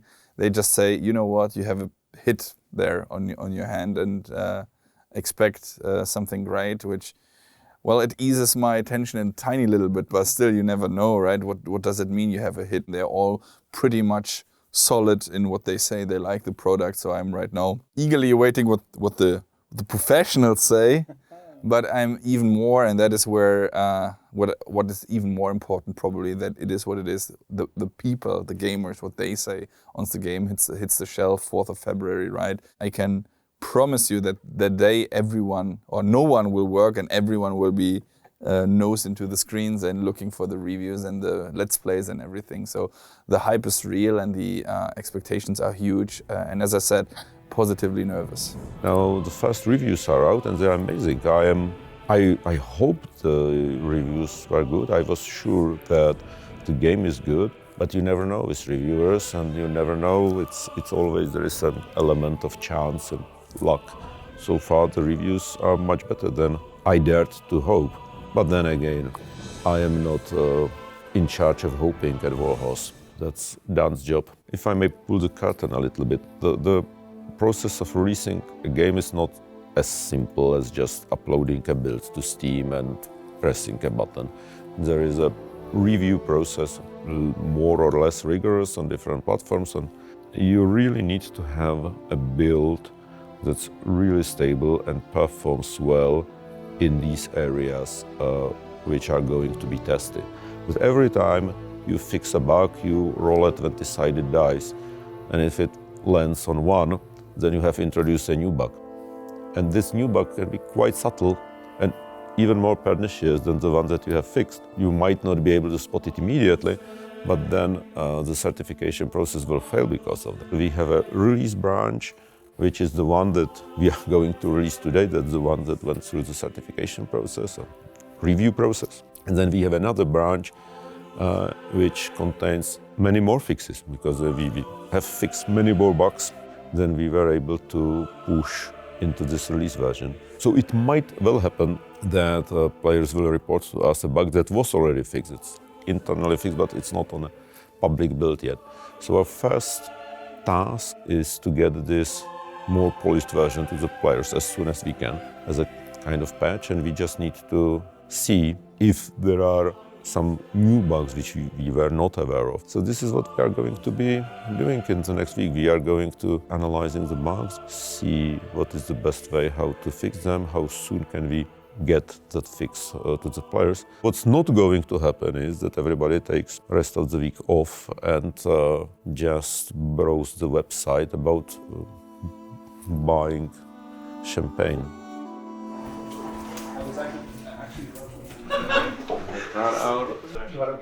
Wow. Až to jako potom nějaký if teda. Tak tam ty... Hi Ronald, welcome back.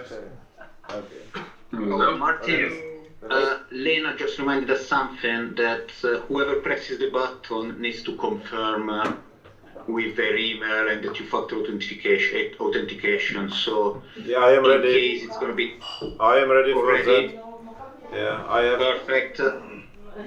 Nice. All right. So 3 minutes to go.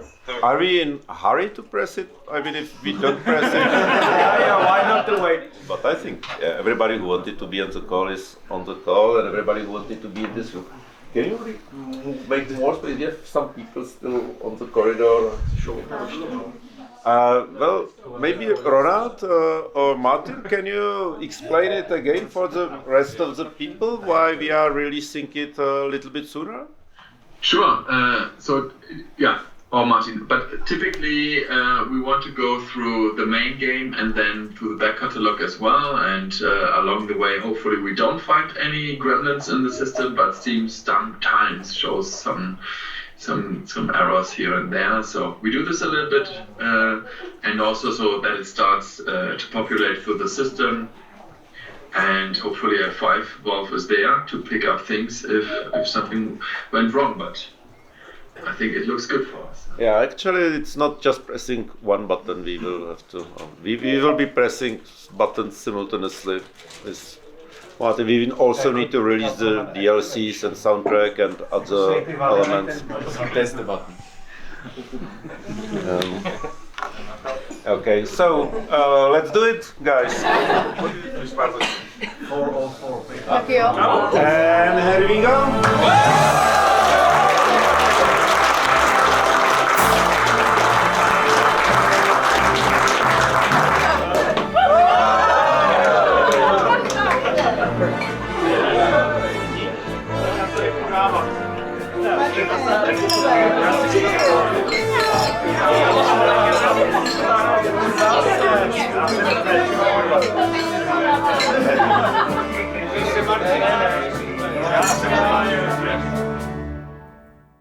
It's been a while since that moment happened. Critics loved the game, and the players loved it. Currently, KCD2 holds a 93% positive rating on Steam, and just recently, the first DLC to the game, called Brushes with Death, was released. During our conversations, the team was still a bit secretive about the contents of the DLC, but it took us longer than expected to put this documentary in your hands. However, what we can still talk about is what didn't make it into the game. We did cut things, and I will talk about one soon, but we did cut very soon. There was never a feature that were like almost implemented, but we had to cut it like 3 months before release. No, we really did cut. We cut quite a lot of things, but I feel like it shows the growth of the studio. We were able to plan better, we were able to manage the work better, so we didn't, have these really stressful situations that we had to like cut something that many people worked on for so many. And one feature that was kind of cool but was just really, really complicated was a BART minigame, actually. There was this idea that you could solve many things via basically talking or almost singing. There were many ideas how the gameplay would look like, from like the basic ones where you would just choose correct answers and you would have the answers presented based on what you did previously in the game. For example, if you lived through some important thing, it would give you, for example, heroic answers in any future BART interactions. Another idea was that it would be similar to a card game, that you would, boost some your presentation in some way, but it was really difficult to make. It would be really difficult, not only for the design and programmers and scripters, but also for voiceovers. For it to feel like natural, you would have to do, because we wanted this to be, for the player to be able to do that almost anywhere. That means that all the voices we have would have to record all the reactions and all the connections to everything. And on the other hand, it felt like it would be cool to try once or twice, but maybe not the best thing to do like continuously. So it was cut pretty early in the development. On the day of our visit to the studio, we wanted to dissect one of the most brilliant scenes that's in KCD 2, the what's, the why's, and the how's, and we got to show this to Tom and Luke for the first time ever in its finished form. This is a big spoiler, but if you made it past the wedding on the first map and past the immediate aftermath of the wedding, you are safe to keep watching.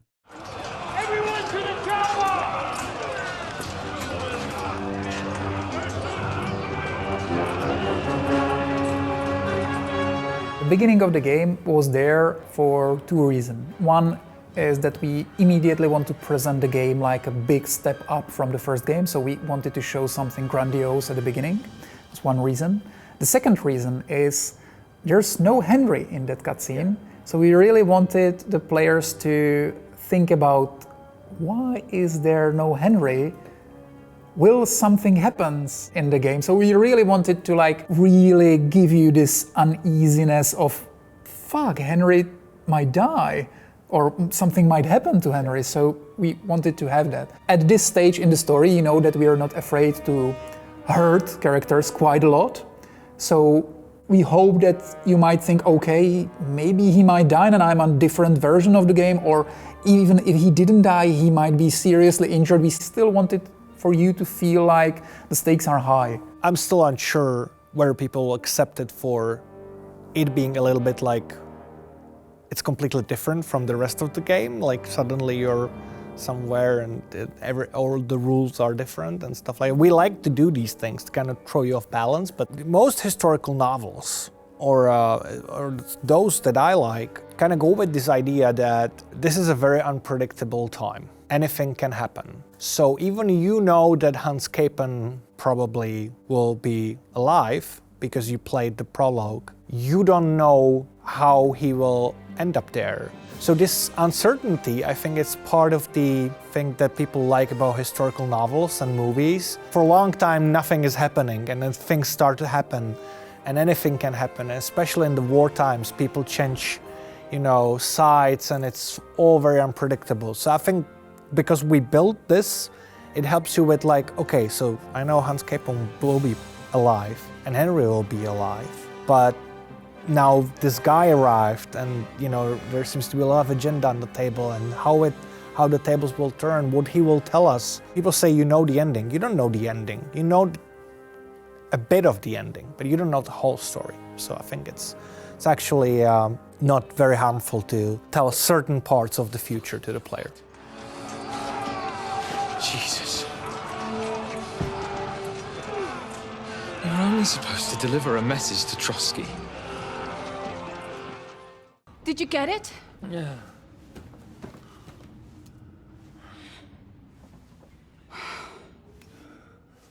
It will have to be diluted.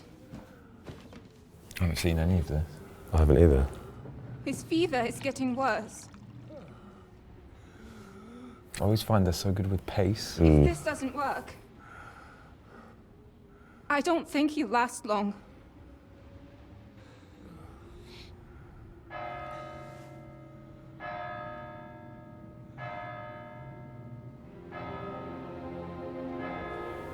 Oh, it's that music.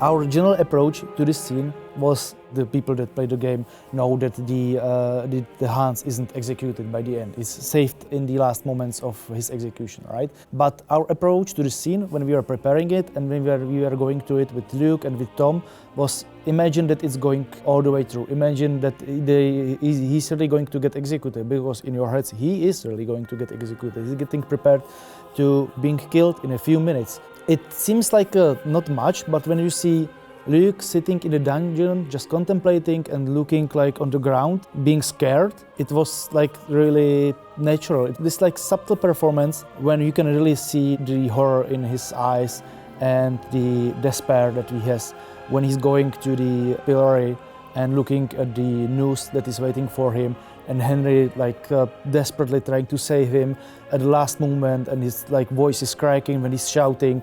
I believed it on the set. This is what makes the performance great, and this is probably one of the most emotional scenes that we recorded here. Seize them immediately! You can't do this! I'm a nobleman, do you hear? A noble! Get your hands off me! You can't do this!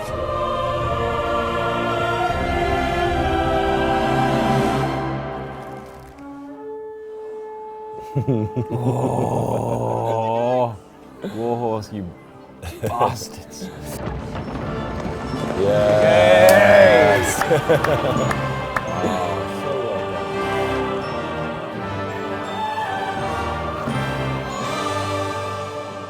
My lord.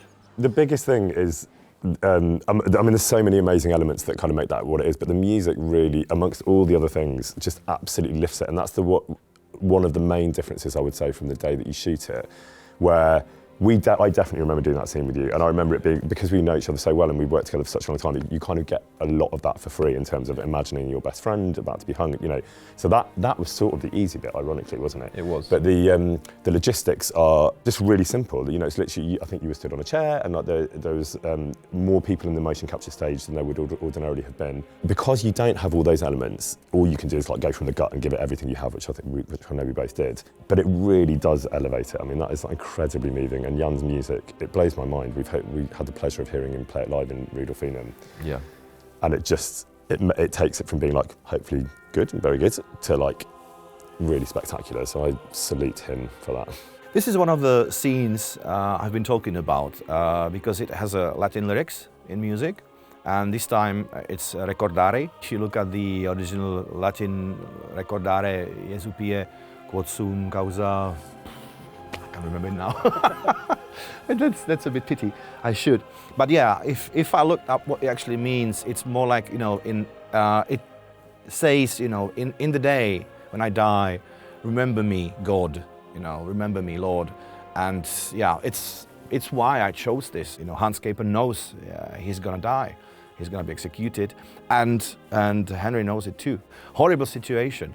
Hans, you know, walking to the gallows is already like, you know, to kind of like funeral march, but it's not a funeral march in its real thing, because there is not that much of praising the deceased person and all these stuff. I mean, like he's walking this aisle, and people are, you know, throwing things at him, and, you know, giving him names, you know, and cursing him and mocking him and everything, because he's about to die and he deserves it, they think so, because he was a poacher, and they don't know he's a noble. So instead of making a real march, which would be in 2, I actually created something which goes in 3 beats, but it has this slow, constant movement all the time, and I didn't want it to be sung with all the choir with the same rhythm completely. So they change a bit, so they are like finished the words one after another.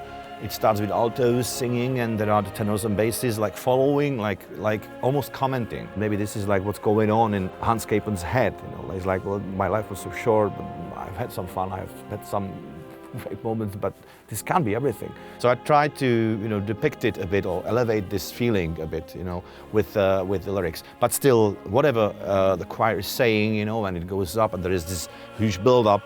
And then, you know, it says again, like, you know, in the day I die, don't forget about me. But there is still this constant moving, you know, this constant rhythm, because, you know, you can't stop it. Once this is done, it's done, and yeah, you are over. So this is like the story behind it.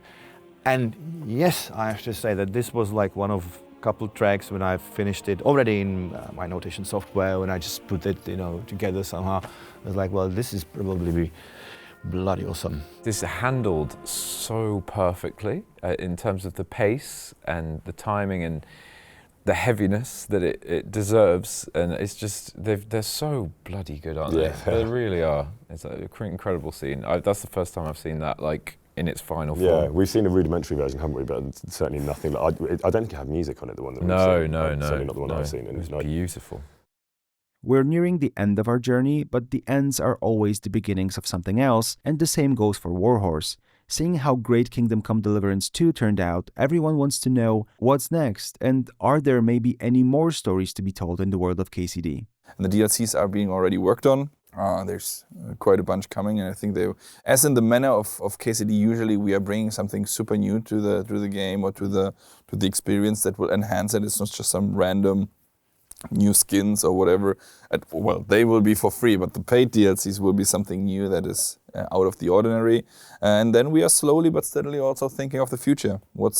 There's a life after KCD 2. So the studio plans are to, of course, it depends on the success and everything. We would like to grow even further. We would like to expand the team. It would be a shame if the team would scatter, so we need to give them a cool new project that is even cooler than the one before. Otherwise, they will go somewhere else for cool projects. And yeah, I think Warhorse will stay here for a while. But of course they are. I don't like this modern obsession. Let's make prequel, remaster of reboot about the character that was standing in the background in the first scene of the first game, and let's tell his story, blah, blah, blah. I kind of hate it. It's a historical game telling about the events from history, so definitely there is a possibility to make a game about some other event with new or old characters. You never think it's going to happen. You hope it will, but you kind of just take each project as it comes, and you kind of go, well, let's see. But there's no idea of this is going to go on for 10 years.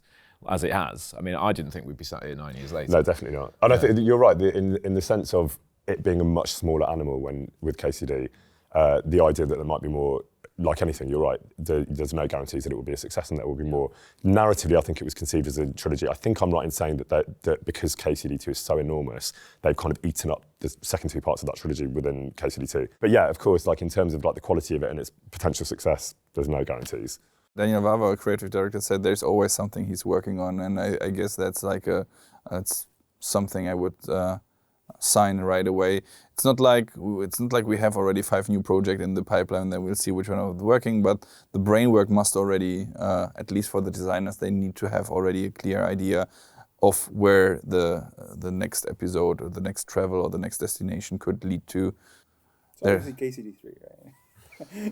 I mean, that's a big question, right? If Warhorse will do forever medieval RPGs, what if not, right? So I think Daniel Vavra once said that he hates that when people are forced to do the same thing over and over again.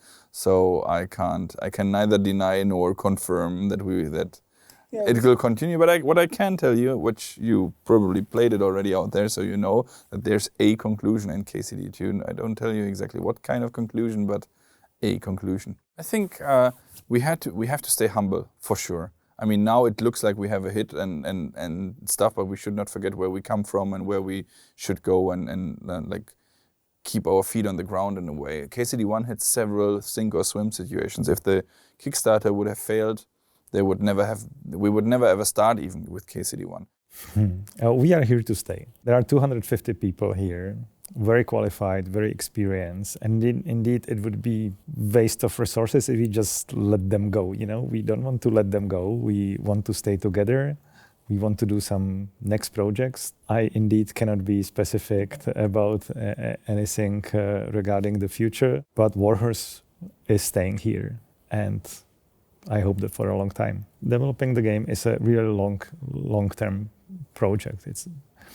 It's not something you just jump on, and you have to think about it long before you start committing development resources on it. So yeah, we have an idea.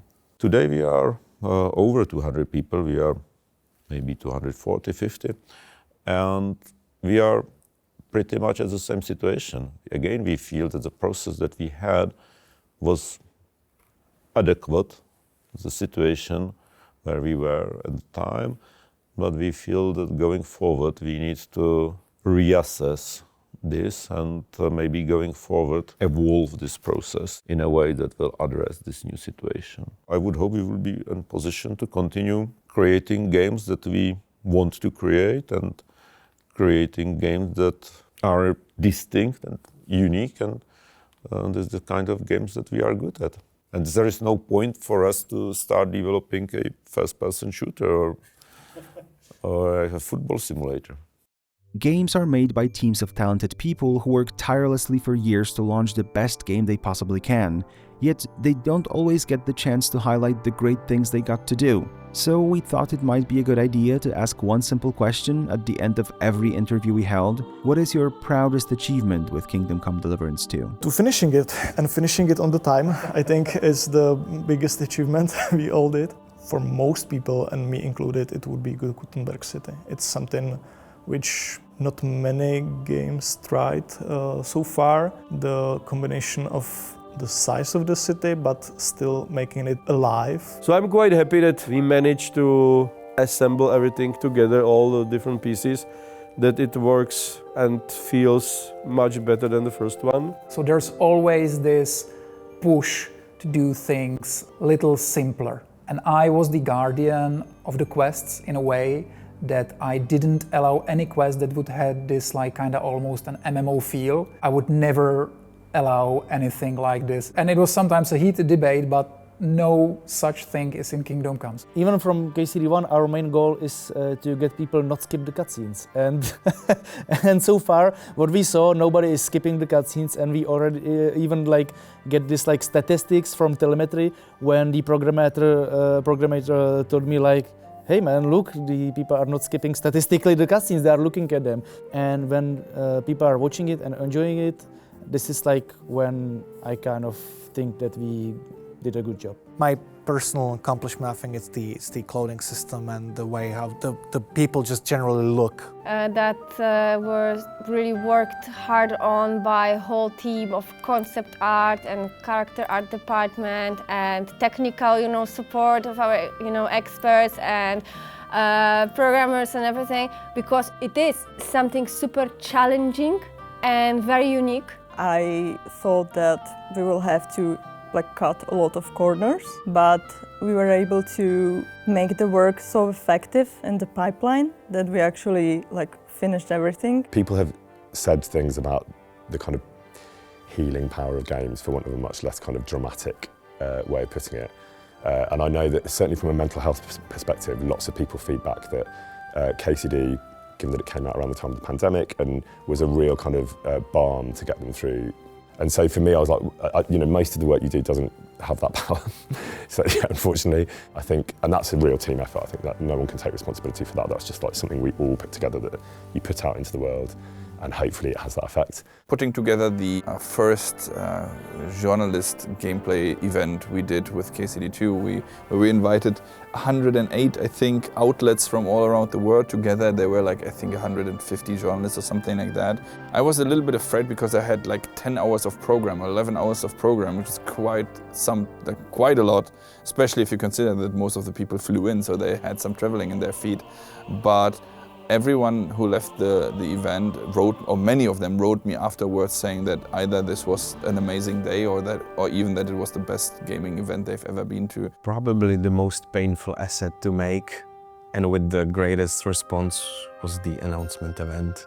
That was hell to make it happen, but it was worth it. That was kind of insane to me, being on this huge set with all these really passionate people, and it spoke a lot to me about how much belief and love they had in this. Because you don't go to those lengths and project the game upon the walls of a cathedral and that kind of crazy thing they did, and have a live orchestra in St. Barbara. I mean, it's just insane, and it was like a badge of honor for this team. I think it's really small things like the team is coherent, that we actually are really more like a family, and that no matter what, we are here and we support each other. This is not about millions of units, you know. Indeed, it's nice, like, okay, so we did something which is successfully worldwide, but at the end of the day, it's very much about the everyday's lives. I feel happy that I put together a team of great people, and we made it. The Warhorse Studios is about people, and I'm really proud that I managed to choose people I work with, and they're my friends, and we are great as a team. If I'm proud about something, it's that I'm part of it. That I'm part of, you know, there is this crazy bunch of people. It's like, I don't know, almost 300 of us, or how many now. Yeah, we all are doing something together, which in the end is amazing. This is like, that's the achievement. Like this amazing game, and my music plays in it. I said it in one of the interviews when we finished the first game, and I say it again. I still feel it's a dream. I would like to thank Warhorse for letting us into their safe space on the final stretch of Kingdom Come Deliverance 2. Thank you for talking to us, thank you for sharing all the pictures and videos from the development, and most of all, thank you for continuing to challenge yourselves and not taking shortcuts with your games. We spoke to so many wonderful people, and I wish we could have kept all your stories, but this video would be 3 times this long. However, we still have this footage, so never say never. Telling this piece of the story of KCD2 has been a privilege, and I think I speak for a lot of gamers when I say that we can't wait to see what is coming next. Audentes fortuna juvat. Henry, our hero Henry, the fellow who helps his fellow man. Henry, reliable Henry, he gets the job done the best he can. Oh, oh, oh. Watch out, here we go. Oh, oh, oh. I can't hear you in the back. When you want to string your lute and drum it with your back drum, who will pull a sheep gut out through the creature's rectum? Oh, Henry, we thank you, Henry, the fellow who helps his fellow man. His fellow man! Henry, let's drink to Henry, he gets the job done the best he can.